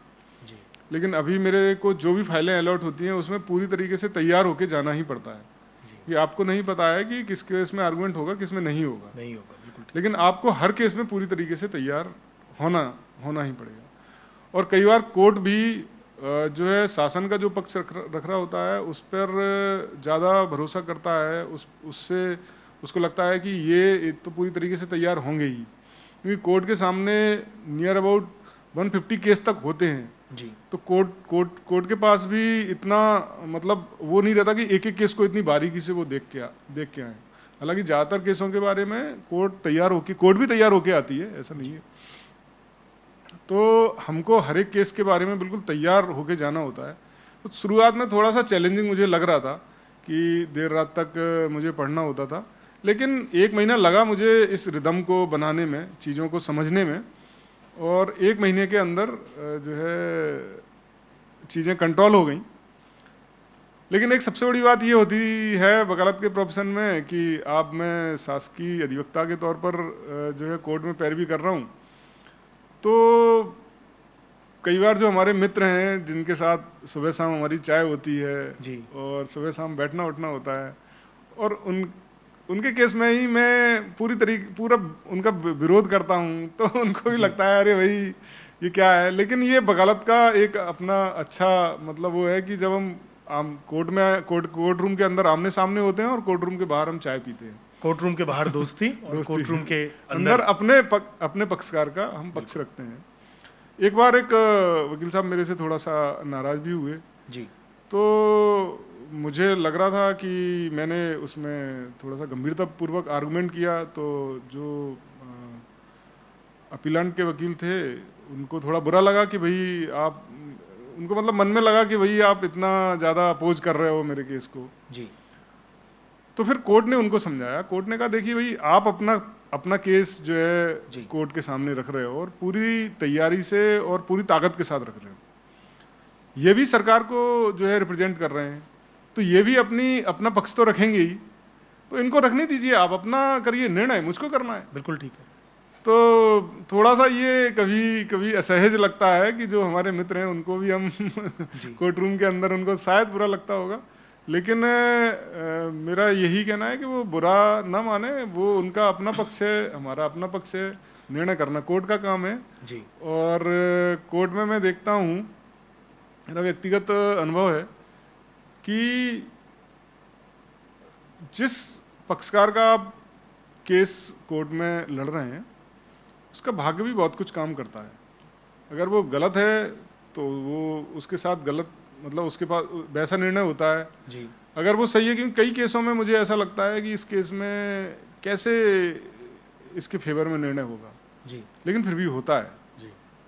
तो कहीं ना कहीं मैं ऐसा मानता हूँ, मैं ईश्वरवादी चमत्कार आदमी होते हूँ, ईश्वरवादी आदमी हूँ कि कहीं ना कहीं उसको गलत तरीके से फंसाया जाता है जी या उसके साथ कुछ गलत हो रहा होता है, तो फिर कोर्ट उसको सही करता है और कोर्ट उसको उसके साथ न्याय करता है, और यही वकालत का प्रोफेशन है। चलिए, उनके लिए भी ये एक अच्छा मैसेज है कि वो भी एडवोकेट से एडिशनल एडवोकेट, जैसे कि आपने 1 महीने के अंतराल में अपने आप को स्वीकारा एडवोकेट से एडिशनल एडवोकेट जनरल के लिए, तो वो भी अगर चाहें होमवर्क करें तो वो भी इस पायदान तक पहुंच सकते हैं। पहुंच सकते हैं। एक पुरानी किंवदंती है कि डॉक्टर का बेटा डॉक्टर, पुलिस वाले का बेटा पुलिस वाला और वकील का बेटा वकील। तो ये जो परिवारवाद की जो भूमिका है न्यायपालिका में, ये किस हद तक कारगर है, या आपने देखा कि ये परिवारवाद की भूमिका मैं है? एक चीज़ और जोड़ूंगा कि पॉलिटिशियन का बेटा पॉलिटिशियन जी ये भी एक, तो एक्चुअली में ऐसा हमको लगता है, लेकिन आप देखिए कि हर एक पॉलिटिशियन का बेटा तो पॉलिटिक्स में नहीं आ पाता। जी वकील का बेटा वकील बनता है, जी लेकिन अगर वो मेहनत करता है तभी वो एक मुकाम हासिल करता है। और जैसे हम कहते हैं कि जज का बेटा ही जज बनता है, तो ये धारणा, व्यक्तिगत मेरा मत है कि ये धारणा सही नहीं है। जो व्यक्ति जिस काम को लेके उसमें पूरी मेहनत करता है तो उसको जो है सफलता मिलती है। मतलब हौसला और हुनर दोनों चाहिए। दोनों ही चाहिए जी। केवल सिफारिश से आपका कुछ होने वाला नहीं है। इसमें मैं थोड़ा सा पीछे जाऊंगा जी सर। कि सुनील गावस्कर बहुत बड़े क्रिकेटर हुए देश में, जी उनका बेटा कहाँ है? सचिन तेंदुलकर बहुत बड़े क्रिकेटर हुए देश में, उनका बेटा कहाँ है? ठीक है, कुछ उदाहरण हो सकते हैं कि किसी जज का बेटा भी जज ही बना, लेकिन उन्होंने भी उतनी तैयारी के साथ उतनी मेहनत की, क्योंकि वो उनके पिताजी भी उस प्रोफेशन में थे, तो उनको उसके कारण थोड़ा सा ज़्यादा मतलब ज़्यादा मार्गदर्शन मिल गया, अच्छा मार्गदर्शन मिल गया। जी। लेकिन कई एक ऐसे उदाहरण हैं जो जिनके यहाँ कोई बैकग्राउंड नहीं था और वो फर्स्ट जनरेशन लॉयर थे। और अभी ताज़ा उदाहरण ग्वालियर से एलिवेट हुए हैं जस्टिस विवेक जैन और जस्टिस डी बंसल। तो इन दोनों के ही यहाँ वकालत का कोई माहौल नहीं था। ये लोग जो है जस्टिस विवेक जैन के पिताजी प्रोफेसर थे, तो उन्होंने अपना वकालत का प्रोफेशन चुना, वकालत प्रारंभ की, और प्रारंभ करने के साथ ही उन्होंने काफ़ी मेहनत की जी। और मेहनत करने के बाद आज वो एलिवेट हुए हैं, मध्य प्रदेश में हाई कोर्ट जज के रूप में नियुक्त हैं। जी। तो अगर मैं कहूँ कि जज का बेटा ही जज बन रहा है तो ऐसा नहीं है। अगर हम और थोड़ा सा ऊपर जाएं तो वर्तमान में मध्य प्रदेश के जो चीफ जस्टिस हैं जी। उनके बारे में बताते हैं कि वो हरियाणा के एक छोटे से गांव से जो है निकले, सरकारी स्कूल में जो है उन्होंने अध्ययन किया, और अध्ययन करने के बाद उनकी जो प्रारंभिक शिक्षा और कॉलेज की शिक्षा वो जो है हरियाणा में ही हुई। उसके बाद वो दिल्ली आए और दिल्ली में फिर उन्होंने वकालत की, लॉ की डिग्री की, उसके बाद वकालत प्रारंभ की और आज वो चीफ जस्टिस हैं। जस्टिस JS कपाड़िया जो देश के चीफ जस्टिस ऑफ इंडिया हुए, उनके बारे में भी ऐसी चर्चा लोग करते हैं कि वो सुबह वो कहीं जाते थे कुछ काम करने जी। और 8 से 10 वहाँ 2 घंटे वो कुछ काम करते थे, उसके बाद वहाँ से कोर्ट आते थे। कोर्ट आने के बाद फिर वो दोपहर में उनसे लोग कहते थे कि चलिए लंच करते हैं, लेकिन वो लंच लेकर नहीं आते थे। उनके पास कुछ चने होते थे, वो चने मतलब लोगों से बोल देते ठीक है आप लंच करिए, मुझे कुछ काम है, और उस दौरान वो अपना चने को खाते थे और पानी पीकर और फिर से अपना काम शुरू कर देते थे, और वो देश के चीफ जस्टिस ऑफ इंडिया हुए। तो आप पॉजिटिव चीज़ें देखिए। पॉलिटिक्स में भी अगर हम कहेंगे कि पॉलिटिक्स में केवल पॉलिटिशियन के लोग बेटे ही या उनके परिवार के लोग ही आगे बढ़ रहे हैं, तो वर्तमान में 3 पदों की चर्चा करना चाहूँगा जी। हमारे देश के जो प्रधानमंत्री हैं श्री नरेंद्र मोदी, वो गुजरात के एक छोटे से गांव से निकले और देश के प्रधानमंत्री बने। उनके घर में कोई पॉलिटिक्स का माहौल नहीं था, दूर दूर तक कोई पॉलिटिक्स में नहीं है, लेकिन वो देश के प्रधानमंत्री। काफी कठिन संघर्षों के काफी कठिन मुझे लगता है उनके जीवन में जितनी कठिनाई आई है, बिल्कुल ठीक है, और जितना संघर्ष उन्होंने किया है कि ऐसा कम लोगों के जीवन में ही होता है। हाँ। और आज वो हैं वहाँ पर। दूसरा, हमारे देश की जो राष्ट्रपति हैं वो वनवासी समाज से आती हैं, और वो इतना सब संघर्ष करने के बाद आज जो है राष्ट्रपति हैं देश की। मैं एक तीसरे व्यक्ति के बारे में और चर्चा करना चाहूँगा, श्री जगदीप धनखड़ जी, जो कि वर्तमान में उपराष्ट्रपति हैं देश के। वो राजस्थान के एक किसान परिवार में उन्होंने जन्म लिया और वहाँ से उन्होंने अपना जीवन प्रारंभ किया।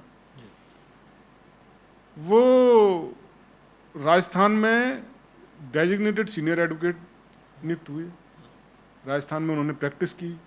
उसके बाद वो सुप्रीम कोर्ट आए, सुप्रीम कोर्ट में उन्होंने प्रैक्टिस की। वो संसद के सदस्य भी रहे और राज्यपाल भी रहे, और आज देश के उपराष्ट्रपति हैं।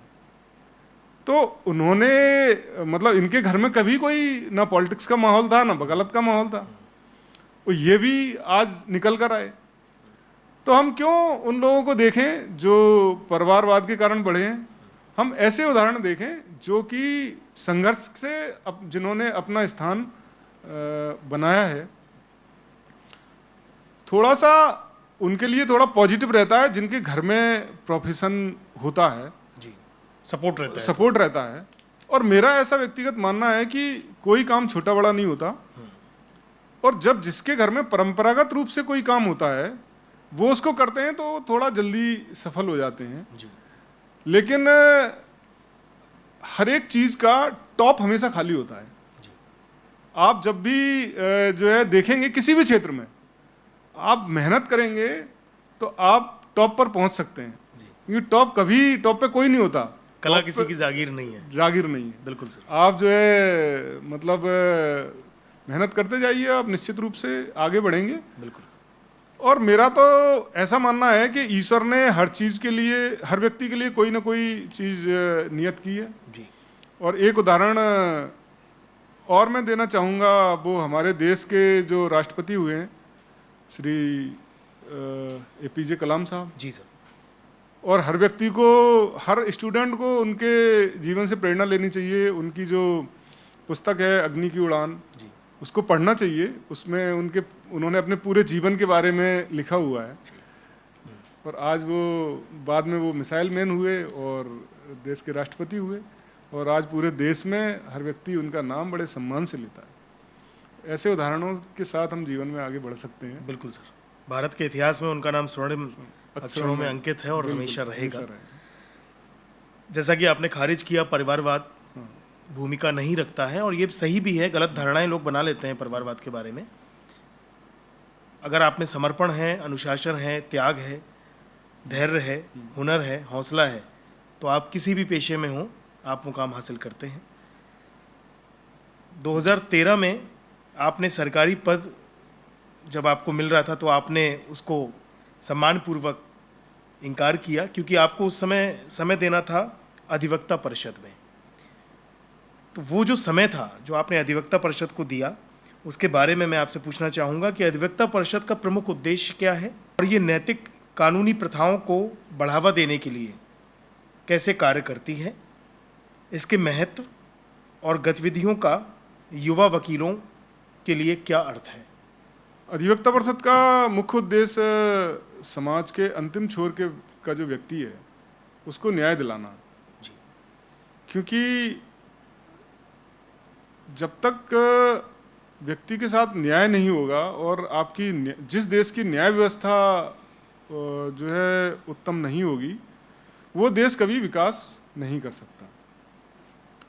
तो भारत में अगर अधिवक्ताओं की हम बात करें तो भारत में अधिवक्ताओं का योगदान स्वतंत्रता आंदोलन से ही जो है महत्वपूर्ण रहा है, और जो देश में संविधान सभा बनी उसमें भी अधिकांश संख्या में अधिवक्ता थे। और संविधान सभा में फिर डॉक्टर राजेंद्र प्रसाद हों, डॉक्टर भीमराव अंबेडकर हों, ये सभी लोग संविधान सभा के सदस्य थे और ये सभी लोग अधिवक्ता थे, प्रमुख भूमिका प्रमुख भूमिका निभाई। उसमें एक नाम मैं हमेशा चर्चा करता हूँ, डॉक्टर हरी सिंह गौर जी, जो कि सागर विश्वविद्यालय जिनके नाम से है, वो भी संविधान सभा के सदस्य थे। तो अधिवक्ताओं के ऊपर समाज का बड़ा भरोसा है जी, कि जैसे कहते हैं ना, कई बार गांव में, मैं गांव की बात करता हूँ जी, तो वहाँ कुछ बात होती है तो वो कहते हैं नहीं नहीं अपन वकील साहब के पास चलते हैं, वो कुछ ना कुछ इसके बारे में अपन को सलाह देंगे। और वो उसका संबंध वकालत से नहीं होता है, उसका संबंध एक भरोसे से होता है। और कोई परिवार की भी छोटी मोटी बात होती है तो वो भी जो है मैंने देखा है कि छोटे स्थानों पर जो एडवोकेट होते हैं उनसे वो सलाह लेते हैं कि मेरे परिवार में ये समस्या है, इसको मैं कैसे समाधान कर सकता हूँ। तो वकीलों का समाज में बड़ा भरोसा है। तो एक देश में समाज सेवी हुए हैं तो उन्होंने इसके बारे में सोचा कि अधिवक्ताओं का भी एक संगठन बनना चाहिए जो समाज के लिए काम करे। तो दत्तोपंत ठेंगड़ी जी ने फिर इसकी स्थापना की और इसका मुख्य उद्देश्य तो समाज के अंतिम छोर के व्यक्ति को न्याय दिलाना है जी। तो उसके बहुत सारे घटक हैं जिनके जो हमारे कुछ कार्यक्रम हैं उनके माध्यम से हम समाज के लिए काम करते हैं देश भर में जी। और मतलब लगभग देश के 450 जिलों में हमारी यूनिट है। और कुछ हमारे बड़े कार्यक्रम अखिल भारतीय स्तर के होते हैं, उसमें कन्याकुमारी से भी लोग आते हैं, पोर्ट ब्लेयर से भी लोग आते हैं, नॉर्थ ईस्ट से भी लोग आते हैं, बड़ा अच्छा लगता है। तो ये एक ऐसा संगठन है और इसमें जो युवा वकील हैं उनको जुड़ना चाहिए जी। कि हम लोग कोर्ट में कुछ स्टडी सर्कल करते हैं जी। तो बेसिकली समाज में किसी अधिवक्ता के बारे में ये धारणा है कि उसके सामने हम कोई प्रॉब्लम रखेंगे वो उसको सॉल्व करेगा, लेकिन जब हम कोर्ट में प्रैक्टिस शुरू करते हैं तो एक निश्चित क्षेत्र में करते हैं जी। फिर कई बार ऐसी समस्या हमारे सामने आ जाती है कि हमें उसका जवाब नहीं होता। लेकिन जो अधिवक्ता परिषद का स्टडी सर्कल चलता है उसमें हम हर एक फील्ड के अधिवक्ताओं को, सीनियर एडवोकेट्स को, कुछ जजेस को बुलाते हैं, तो वो हमारे ज्ञानवर्धन के लिए वकालत की शुरुआत में काफ़ी अच्छा है। और उससे मैंने भी वो जो कार्यक्रम चलाया उसके बाद मैंने भी बहुत कुछ सीखा। उसमें कई सीनियर एडवोकेट्स आए और उन्होंने बड़े अच्छे से युवा अधिवक्ताओं का ज्ञान बढ़ाया जी। कोर्ट में भी हमको लोग अप्रिशिएट भी करते हैं कि आप बड़ा अच्छा कार्यक्रम करते हैं, हमें भी इससे जुड़ना है जी। तो इससे कहीं ना कहीं जब हम एक संगठन के रूप में किसी मंच पर आते हैं जी, तो हमारा बहुत सारे लोगों से मिलना जुलना होता है, तो वो हमारे व्यक्तित्व विकास के लिए जो है एक महत्वपूर्ण कड़ी साबित होता है जी। और वकालत एक ऐसा क्षेत्र है, इसमें हम जितना एक्सपीरियंस हमको मिलता जाएगा उतने ही हम निखरते जाएंगे। तो अखिल भारतीय अधिवक्ता परिषद न्याय के क्षेत्र में काम करने वाला एक प्रमुख संगठन है और अब हम लॉ स्टूडेंट्स को भी अपने साथ जोड़ते हैं, लॉ प्रोफेसर को भी अपने साथ जोड़ते हैं। तो मेरा सभी से ये आह्वान है कि आप जहाँ भी अखिल भारतीय अधिवक्ता परिषद की इकाई काम कर रही है आप उसके साथ जुड़िए, आपको कुछ नया सीखने को मिलेगा। बिल्कुल। तो अभी हजारों की संख्या में तो हमारे अधिवक्ता होंगे जो हमसे जुड़े होंगे। अभी लास्ट ईयर हमारा जो है 22 में कुरुक्षेत्र में जो है कुरुक्षेत्र यूनिवर्सिटी है उसमें हमारा नेशनल कॉन्फ्रेंस हुई थी जी। उसमें 8000 लोग आए थे। तो मैं देख रहा हूँ ये संख्या जो है लगातार अधिवक्ताओं की बढ़ती जा रही है और ये एक बड़ा कार्यक्रम था जिसमें देश भर से लोग इकट्ठे हुए जी। लेकिन अगर हम ऐसे देखेंगे तो तहसील से लेके और सुप्रीम कोर्ट तक जी हमारी हर जगह इकाइयाँ बन रही हैं जी। और हर जगह लोग हमसे जुड़ रहे हैं जी। और हर जगह लोग हमको अप्रिशिएट भी कर रहे हैं जी। कि आप काफ़ी अच्छा कार्य इस क्षेत्र में कर रहे हैं। चलिए, हमारी भी आशा है और एक अच्छा मैसेज है देश भर के सभी उन वकीलों से जो वकालत के पेशे में हैं या पेशे में आना चाहते हैं या जो शिक्षक के रूप में वकालत के पेशे में कार्य कर रहे हैं। देश भर के उन तमाम वकीलों से, उन तमाम वकालत पढ़ने वाले छात्रों से और उन शिक्षकों से ये निवेदन है कि आप हमारे बीच उपस्थित माननीय अतिथि के द्वारा या जो संचालित अखिल भारतीय अधिवक्ता परिषद है उसमें भाग लें, सम्मिलित हों और उसकी संख्या लाखों तक पहुंचाएं। क्योंकि आप अगर देश के किसी भी कोने में हैं, किसी भी गांव में हैं, किसी भी तहसील में हैं, अगर आप वकालत करते हैं तो समाज को एक नई दिशा देने के लिए अखिल भारतीय अधिवक्ता परिषद है जो बनाया गया है, उसका साथ दें। तो एक अच्छा माध्यम है अखिल भारतीय अधिवक्ता परिषद।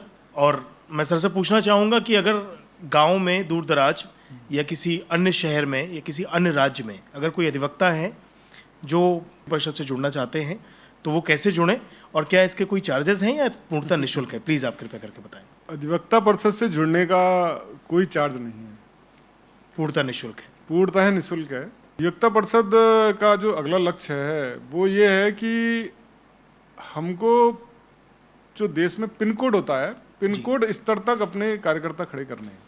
तो अधिवक्ता परिषद से जुड़ने के लिए कोई विशेष आपको सदस्यता नहीं लेनी है। एडवोकेट से भी कोई हमारी जो है सदस्यता शुल्क नहीं है जी। हमारे देश भर में इकाइयां हैं, हर जगह इकाइयां हैं जहां जो व्यक्ति रहते हैं, जो एडवोकेट जिस कोर्ट में प्रैक्टिस करते हैं, वहां हमारी नियमित कुछ गतिविधियां चलती हैं। उन गतिविधियों में सम्मिलित होकर हम अधिवक्ता परिषद से जुड़ सकते हैं जी। और जो स्टडी सर्कल हमारे चलते हैं कोर्ट यूनिट में, तो स्टडी सर्कल में जाकर हम अधिवक्ता परिषद से जुड़ सकते हैं। या जहाँ पर भी हमारे जो भी पदाधिकारी हैं उनसे हम जो है संपर्क करके अधिवक्ता परिषद के कार्यकर्ता बन सकते हैं। और एक हमारी त्रैमासिक पत्रिका निकलती है न्याय प्रभा जी, उसके हम सदस्य बन सकते हैं। तो उसके सदस्य बनने के साथ ही जो देश भर में हमारी गतिविधियां चल रही होती हैं उसमें वो सारी गतिविधियों के बारे में जानकारी होती है। तो उनसे हम उसके जो है न्याय प्रवाह के सदस्य बनकर देश भर में अधिवक्ता परिषद कैसे काम कर रही है उसके बारे में भी हमें जानकारी मिल सकती है। उसमें कुछ देश के जो ख्यातिनाम एडवोकेट हैं उनके आर्टिकल भी होते हैं और कुछ सुप्रीम कोर्ट के लेटेस्ट जो जजमेंट होते हैं वो भी उसमें आते हैं। तो ऐसे करके हम अधिवक्ता परिषद के कार्यकर्ता बन सकते हैं। आशा करेंगे कि अखिल भारतीय अधिवक्ता परिषद में लाखों करोड़ों अधिवक्ता हों। ये ईश्वर से प्रार्थना है कि जल्द से जल्द उन सभी वकीलों को वो मंच मिले जो उनके लिए बनाया गया है। मैं चाहता हूँ अधिवक्ता परिषद एक गैर राजनीतिक संगठन है जी, और बिल्कुल हमारा उद्देश्य केवल समाज के अंतिम छोर के व्यक्ति को न्याय दिलाना ही है।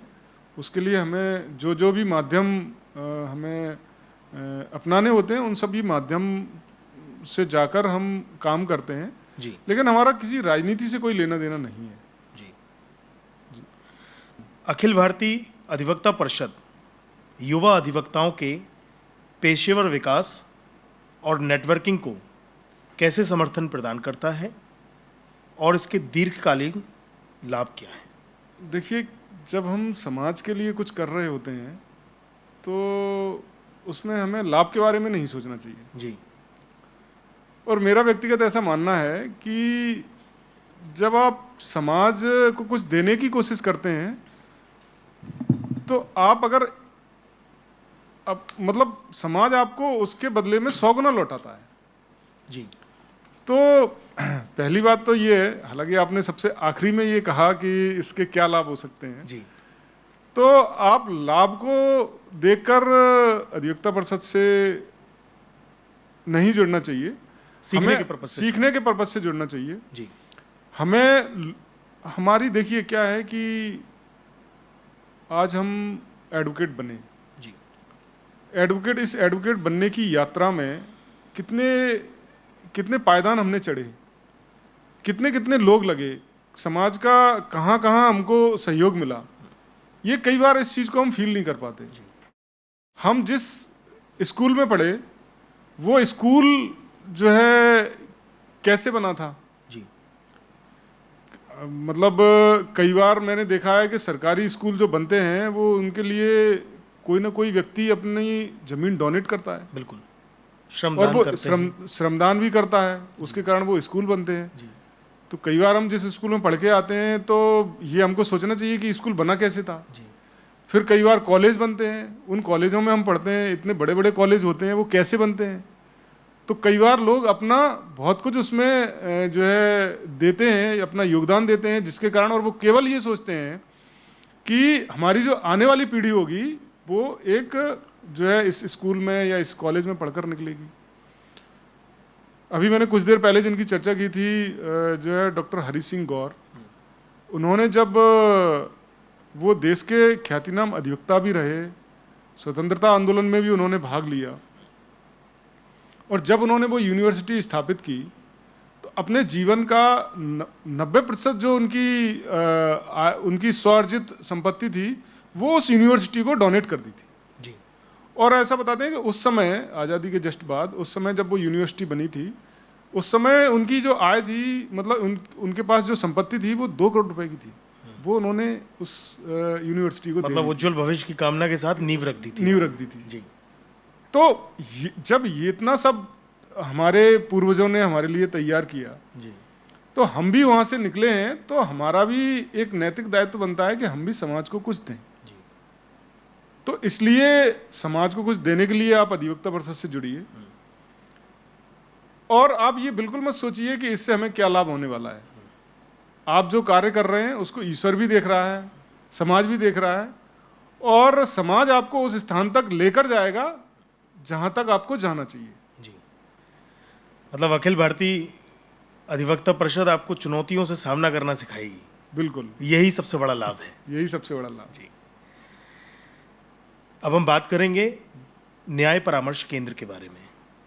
न्याय परामर्श केंद्र किस प्रकार वंचित समुदायों को कानूनी सेवाओं की पहुंच प्रदान करते हैं, और इन केंद्रों का उनके जीवन पर क्या प्रभाव पड़ता है।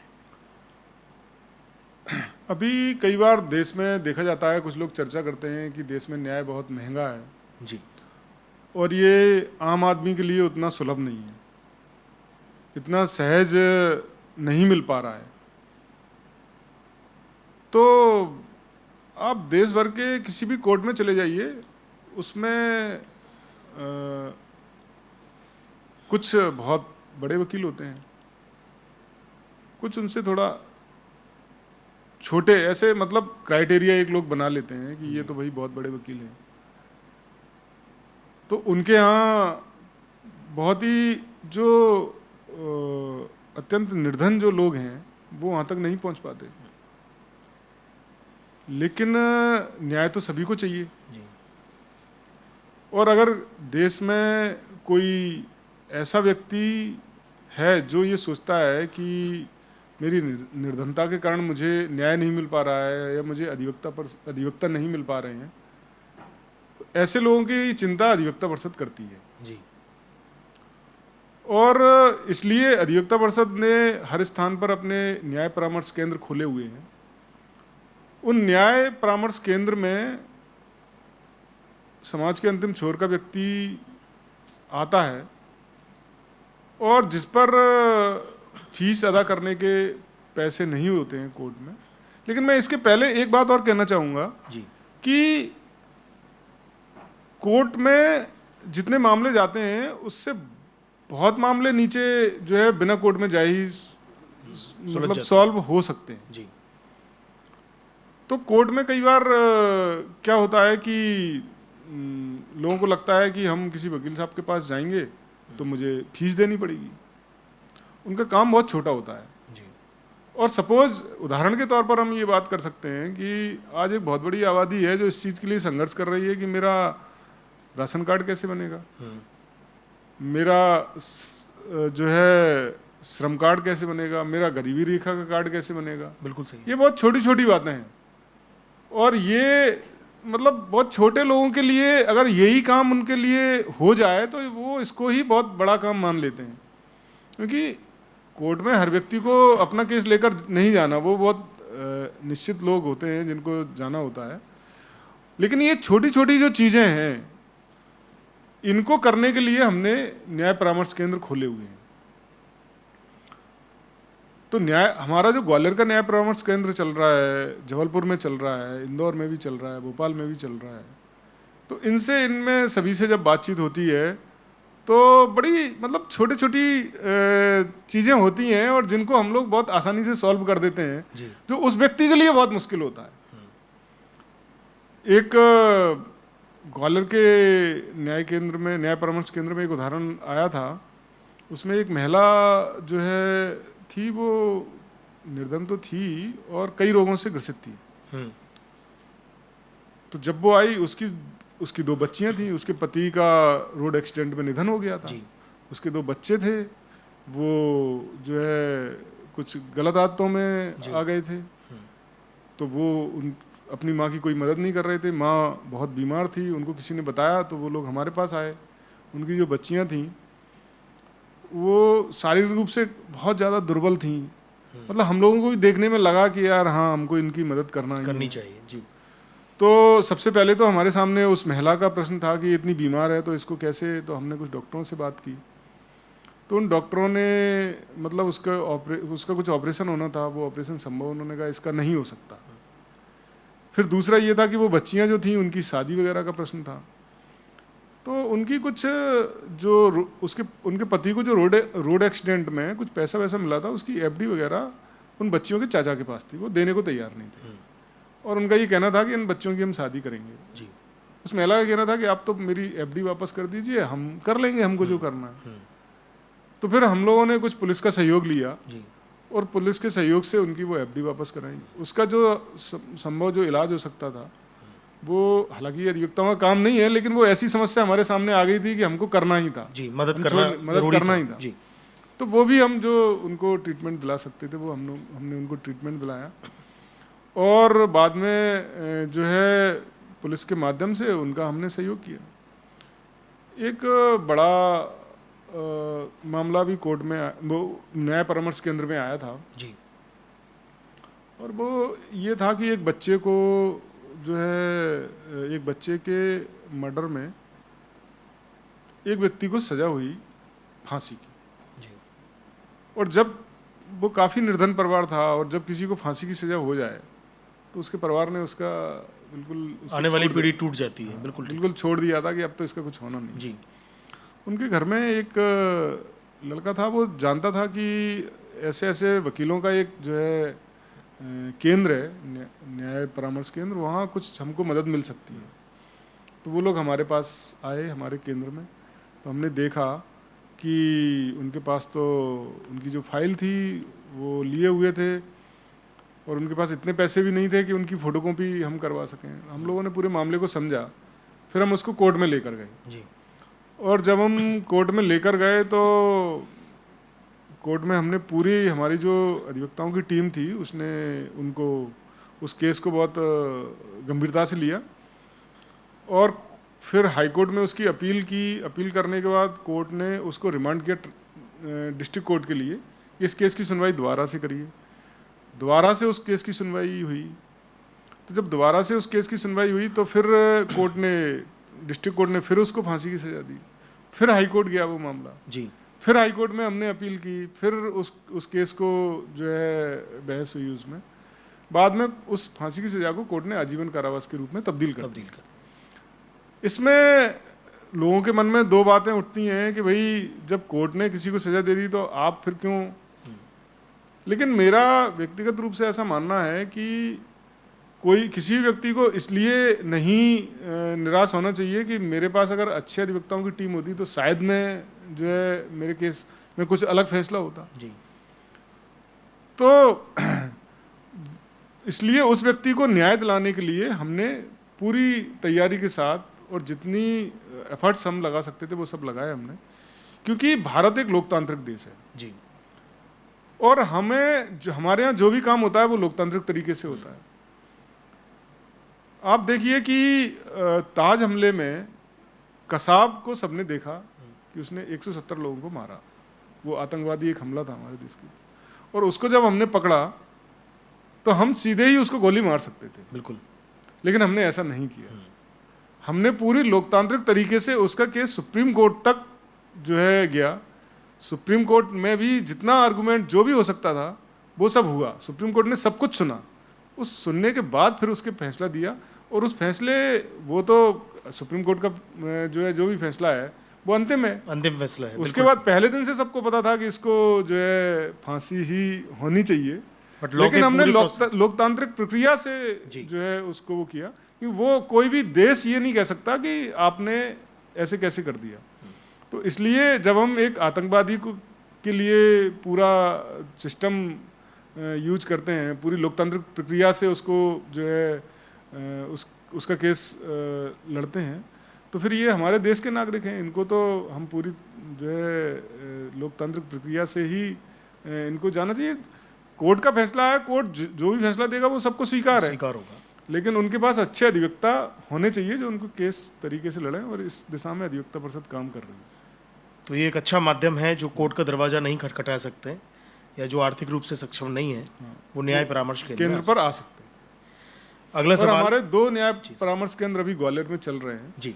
एक सिंधे की छावनी में सरस्वती शिशु मंदिर है, वहाँ पर हम प्रत्येक रविवार को सुबह 10 से और 12 बजे तक बैठते हैं, वहाँ हमारे कार्यकर्ता रहते हैं।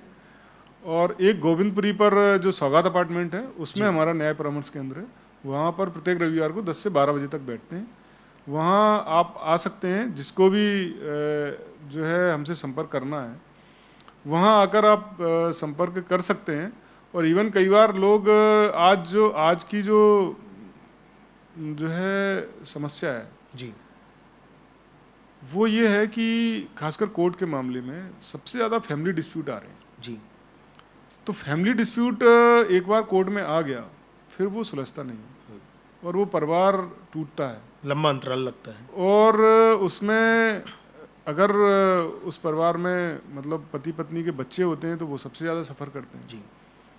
एक मामला ऐसा भी हमारे न्याय परामर्श केंद्र में आया, उसमें एक महिला आई और उन्होंने कहा हमारे जो ससुराल जन हैं वो हमको परेशान कर रहे हैं और अब हम उनके साथ नहीं रहना चाहते, तो आप हमारी क्या मदद कर सकते हैं।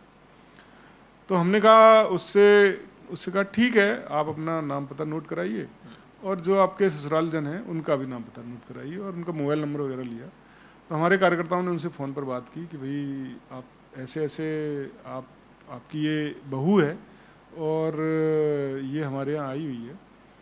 उस महिला के जो फादर इन लॉ थे उनसे हमने बात की, तो उन्होंने कहा ठीक है। मैंने कहा कि आप अगले संडे को आ जाइए, आप दोनों लोग एक बार बैठ के चर्चा कर लीजिए, हो सकता है ये बातचीत के माध्यम से सुलझ जाए जी। तो उन्होंने हमको कहा कि आपने बिल्कुल सही सलाह दी है हमको, और हो सकता है मुझे अगले रविवार को आपके यहाँ ना आना पड़े। तो इस बीच में इन 7 दिनों में उन्होंने आपस में बात करके और समझौता उनका हो गया और वो परिवार जो है ना दोबारा से बस गया।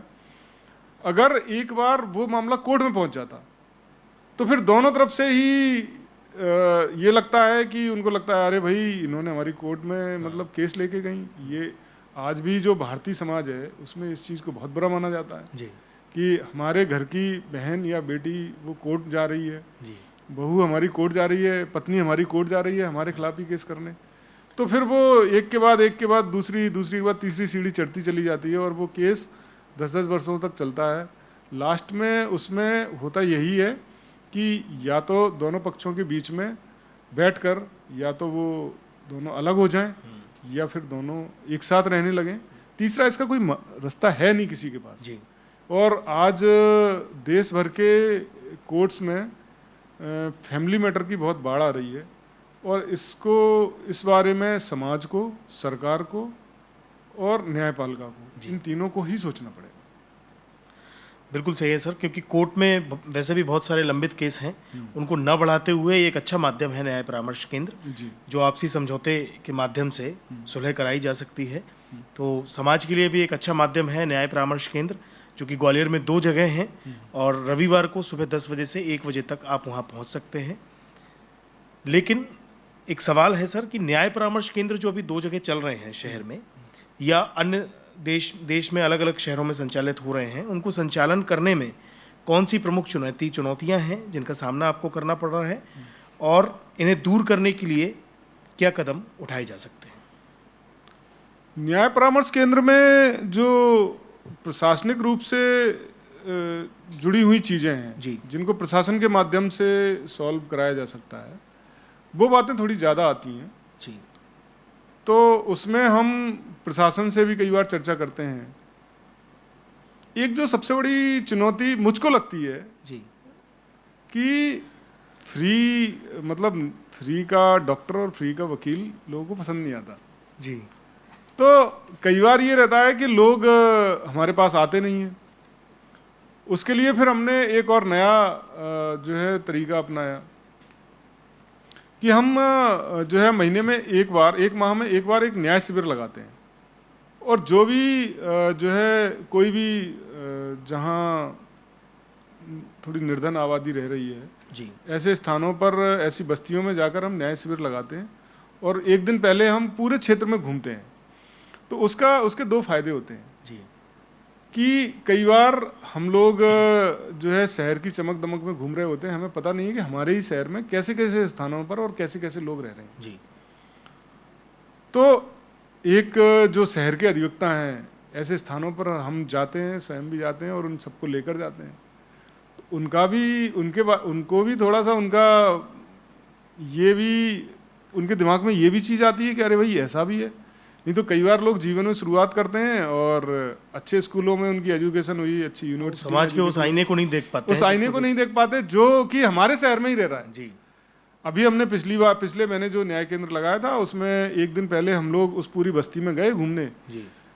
तो वहाँ एक महिला थी जो झोपड़ी में रह रही थी। जी। उसके बच्चे का हाथ कट गया था। वो बच्चे का हाथ कट गया, अब उसको विकलांग जो सर्टिफिकेट बनना है वो सर्टिफिकेट नहीं बन पा रहा था उसका। जी। अब वो बेचारी उसको वो पढ़ी लिखी भी नहीं थी, उसको पता भी नहीं था कि मुझे कहाँ जाना है, क्या करना है। तो फिर हम लोग ऐसे घूमते घूमते उसमें आए। फिर हमने उसको बताया कि आप दूसरे दिन हमारे यहाँ आइए, हमने इस जगह पर अपना न्याय शिविर लगाया हुआ है। और उसमें उससे कुछ डॉक्यूमेंट्स मंगवाए और जब वो हमारे पास आई और सारी बात रखी और सारी बात हमको पता लगी, फिर हमने उसका जो है समाधान किया। तो ये ऐसी छोटी छोटी बातें जिनका कोर्ट से कोई लेना देना नहीं है, लेकिन समाज की बहुत ज़रूरत है और वो भटकते रहते हैं। ऐसे कई बार आपने सुना होगा, देखा होगा कि कलेक्ट्रेट में इतने दिन से लोग घूम रहे हैं, उनका कुछ समाधान नहीं हो पा रहा है। क्या है, प्रशासनिक स्तर पे भी वो लोग भी अपने आप में काफ़ी व्यस्त रहते हैं। जी। और वो कई बार उनके सामने समस्या ये रहती है कि आपके पास प्रॉपर एप्लीकेशन नहीं है, आपके पास प्रॉपर डॉक्यूमेंट नहीं है। क्योंकि हम देखते हैं कि जो न्याय शिविर में हम जिनको बुलाते हैं, तो जिन जिन चीज़ों की उनको ज़रूरत होती है, जिन डॉक्यूमेंट्स की ज़रूरत होती है, वो उनके पास होते नहीं होते और उनको पता भी नहीं होता इनको कैसे कलेक्ट करना है या मुझे किस किस चीज़ की ज़रूरत है।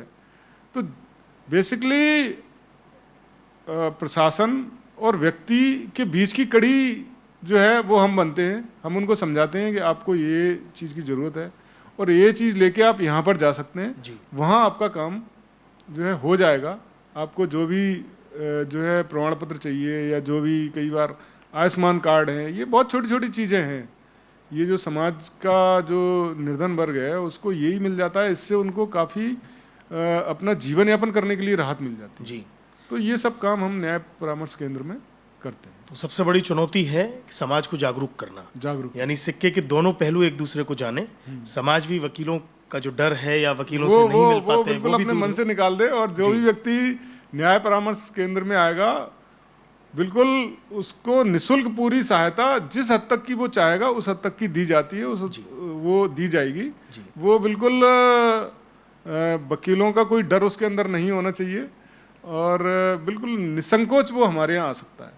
हम जिस हद तक भी उसकी मदद जो है संभव होगी वो हम करेंगे और हम करते भी हैं। ये अच्छी मशाल है जो आपने जलाई है और ईश्वर से प्रार्थना ये जलती रहे। ये एक ऐसा हवन है जो पूरा ना हो, क्योंकि ये इसमें आहुतियाँ पड़ती रहें और उनको न्याय मिलता रहे, ऐसी हमारी कामना है। कि जो वकीलों की पीढ़ियाँ हैं, यानी एक देखा जाता है कि कई पीढ़ियों से वकील हैं, लेकिन जो पहली पीढ़ी के वकील हैं, उन वकीलों को कानूनी पेशे में सफलता पाने के लिए किन मुख्य चुनौतियों का सामना करना पड़ता है और उनका समर्थन कैसे किया जा सकता है? देखिए, क्या है कि जो फर्स्ट जनरेशन लॉयर हैं तो कहीं ना कहीं ये पेशा थोड़ा सा मेहनत का है। जी। और केवल इसी पेशे में क्यों, हर एक पेशे में मेहनत तो लगती ही है। उसी चीज़ को हम जो है अपनाते हुए कि अगर हमको डॉक्टर बनना होगा उसमें भी कितनी कड़ी मेहनत लगती है, जी। अगर हमें इंजीनियर बनना होगा उसमें भी आईआईटी के स्टूडेंट आप देखिए वो कितनी मेहनत करते हैं, जी। जो साइंटिस्ट बनते हैं उनको भी आप देखिए वो कितनी मेहनत करते हैं। वो वकालत में कई बार लोग ये सोचते हैं कि हमको जो है बहुत ज़्यादा मेहनत नहीं करनी है, और कई बड़े जो लोग बड़े वकील जो होते हैं उनको हम देख लेते हैं, और फिर कई बार हमारे अंदर फ्रस्ट्रेशन भी आ जाती है कि अरे हम इनके जैसा नहीं कर पाएंगे। तो आप सबसे पहले तो अपने ऊपर भरोसा जताइए कि मैं एक अच्छा वकील हूँ। जी। दूसरी बात यह है कि आप कठिन परिश्रम कीजिए। जी। परिश्रम के बिना आपको कोई चीज़ नहीं मिल सकती, ये बिल्कुल तय बात है। हो सकता है आपको सफलता कुछ देर में मिले, लेकिन एक गीता का श्लोक है, कर्मण्डे वाधिकारस्ते माँ फलेषु कदाचन। तो उसमें ये कहा गया है कि आप कर्म करते जाइए, फल की इच्छा मत कीजिए। जी। लेकिन अभी मैं कुरुक्षेत्र में एक कार्यक्रम में गया था, तो वहाँ कुरुक्षेत्र में एक जो गीता जी के लिए रिसर्च सेंटर बनाया हुआ है उसमें एक संत आए हुए थे, तो उन्होंने इसमें मतलब बड़ी चर्चा की। उन्होंने कहा समाज में ऐसा कोई व्यक्ति नहीं होगा जिसको फल की इच्छा ना हो। जी। लेकिन आप आज अगर वो फल चाह रहे हैं तो हो सकता है ना मिले, लेकिन आप कर्म करेंगे तो आपको फल अवश्य मिलेगा ही। बिल्कुल सही। और मैं ये भी यहाँ कहना चाहूँगा कि आपके जीवन में किया हुआ कर्म कभी खाली नहीं जाएगा। आप किस दिशा में कर रहे हैं, अगर आप निगेटिव साइड में करेंगे तो वो भी आपके सामने आएगा ही आएगा। आप ये तय मान के चलिए कि हम कुछ गलत करते जाएंगे और उसका फल हमें नहीं मिलेगा, और आगे पीछे वो व्यक्ति को मिलता ही है। तो हो सकता है कि आज हम जो मेहनत कर रहे हैं आज हमें उसका फल ना मिले, लेकिन कल उसका फल हमें जरूर मिलेगा। तो वकालत का प्रोफेशन बहुत मेहनत का है, इसमें निश्चित रूप से चुनौतियां आती हैं, लेकिन हमको हताश नहीं होना चाहिए। हमने इस चर्चा की शुरुआत में एक बात कही थी कि हमें अपने कोई ना कोई सीनियर चुनना चाहिए, उन सीनियर्स के साथ कुछ समय बिताना चाहिए, तो उससे हमें वकालत की बारीकियां सीखने को मिलती हैं। और उसके बाद जो भी केस आपके पास आता है उसको इस दृष्टि से मत देखिए कि इसमें मुझे कितनी फीस मिली है। जी। उस केस को आप चुनौती के रूप में स्वीकार कीजिए, और आपको जब आप कोर्ट के सामने केस वो लड़ रहे होते हैं, कोर्ट के सामने अपने पक्षकार का जो है पक्ष रख रहे होते हैं, तब भी आप ये मत सोचिए कि इसका परिणाम क्या होगा। जी।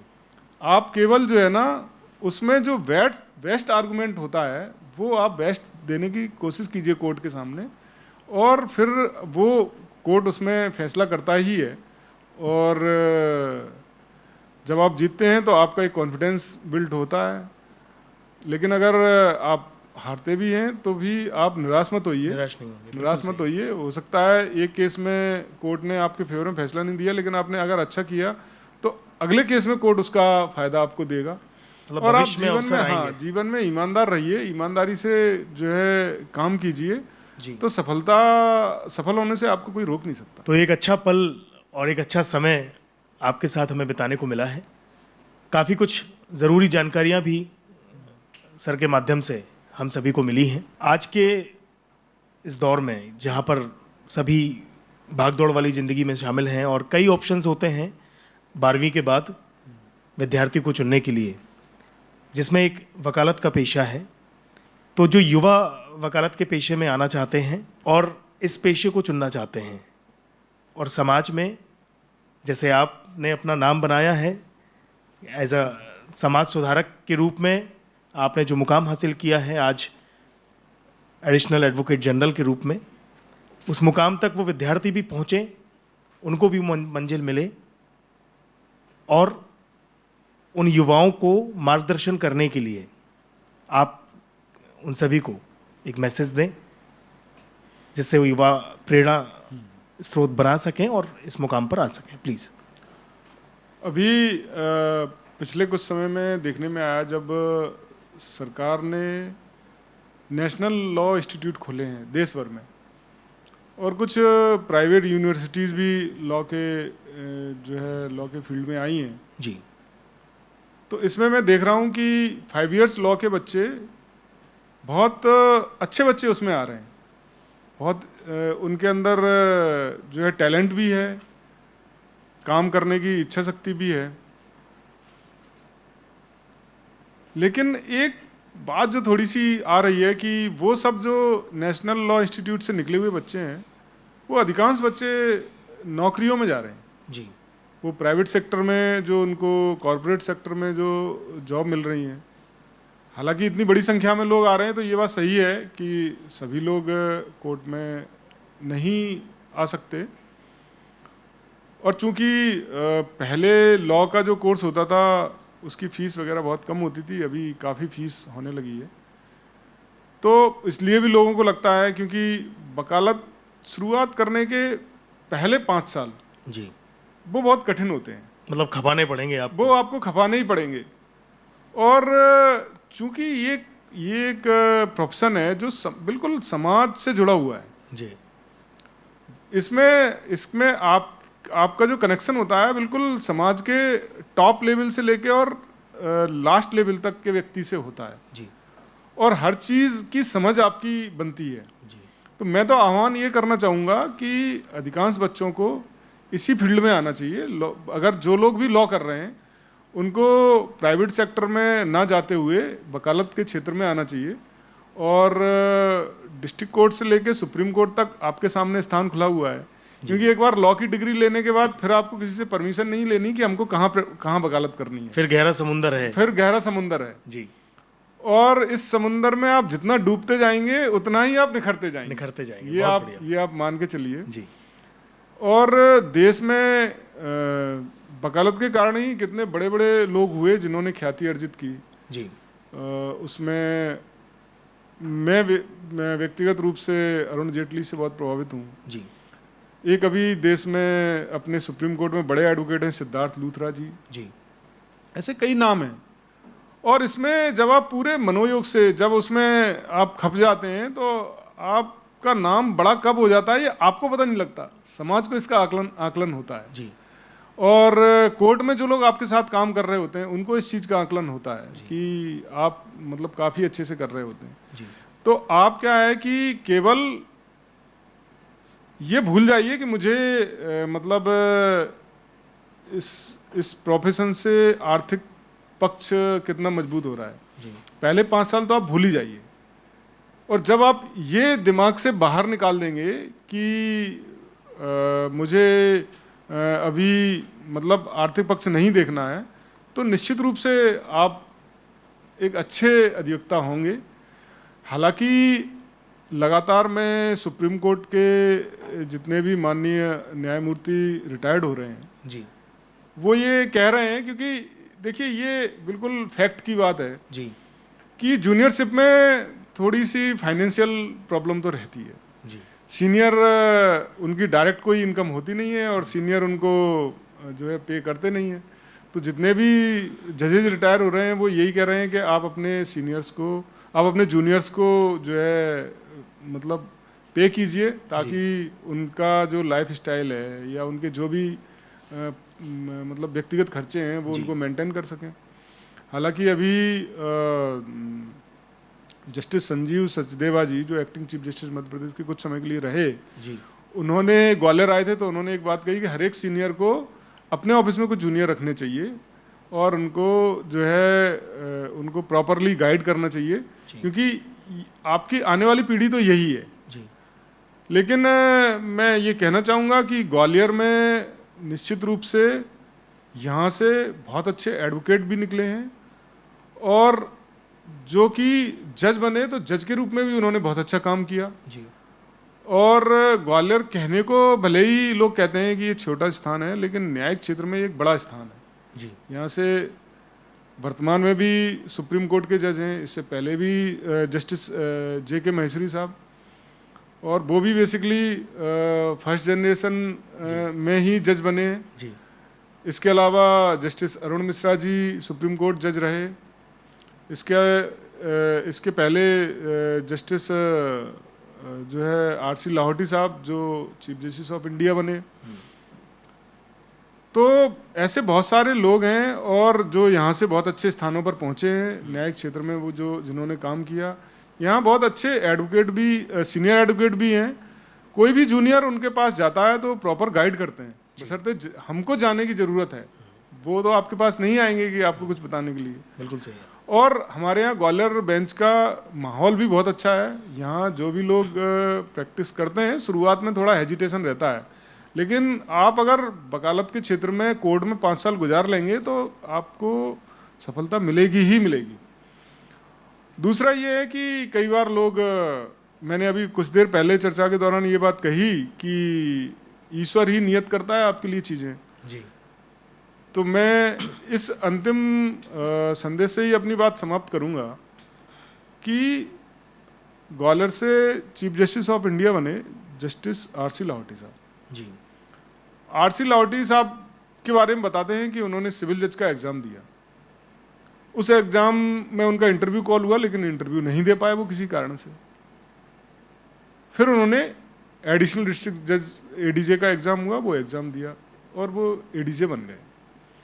लेकिन 2 साल उन्होंने जो है मतलब एडीजे के रूप में काम किया और उसके बाद उनको लगा कि नहीं नहीं ये मुझे थोड़ा जम नहीं रहा है, तो फिर उन्होंने वहाँ से रिजाइन कर दिया और बाद में उन्होंने प्रैक्टिस शुरू की जी। और वकालत शुरू की। वकालत शुरू करने के बाद वो हाई कोर्ट जज के रूप में एलिवेट हुए और वो ग्वालियर में हाई कोर्ट जज के रूप में रहे। उसके बाद वो यहाँ से मध्य प्रदेश से दिल्ली में उनका ट्रांसफ़र हुआ। दिल्ली में वो जो है हाई कोर्ट जज के रूप में रहे। बाद में वो सुप्रीम कोर्ट जज एलिवेट हुए और सुप्रीम कोर्ट जज एलिवेट ही नहीं हुए, चीफ जस्टिस ऑफ इंडिया भी बने जी। और एक अच्छे जज के रूप में उनका नाम हमेशा बड़े सम्मान से लिया जाता है। तो सोचिए वो सिविल जज बनना चाह रहे थे लेकिन वो चीफ जस्टिस ऑफ इंडिया बन गए। जी। तो आपके सामने जीवन में जो भी आता है आप उसको पूरी ईमानदारी से, पूरी मेहनत से, पूरी गंभीरता के साथ लीजिए।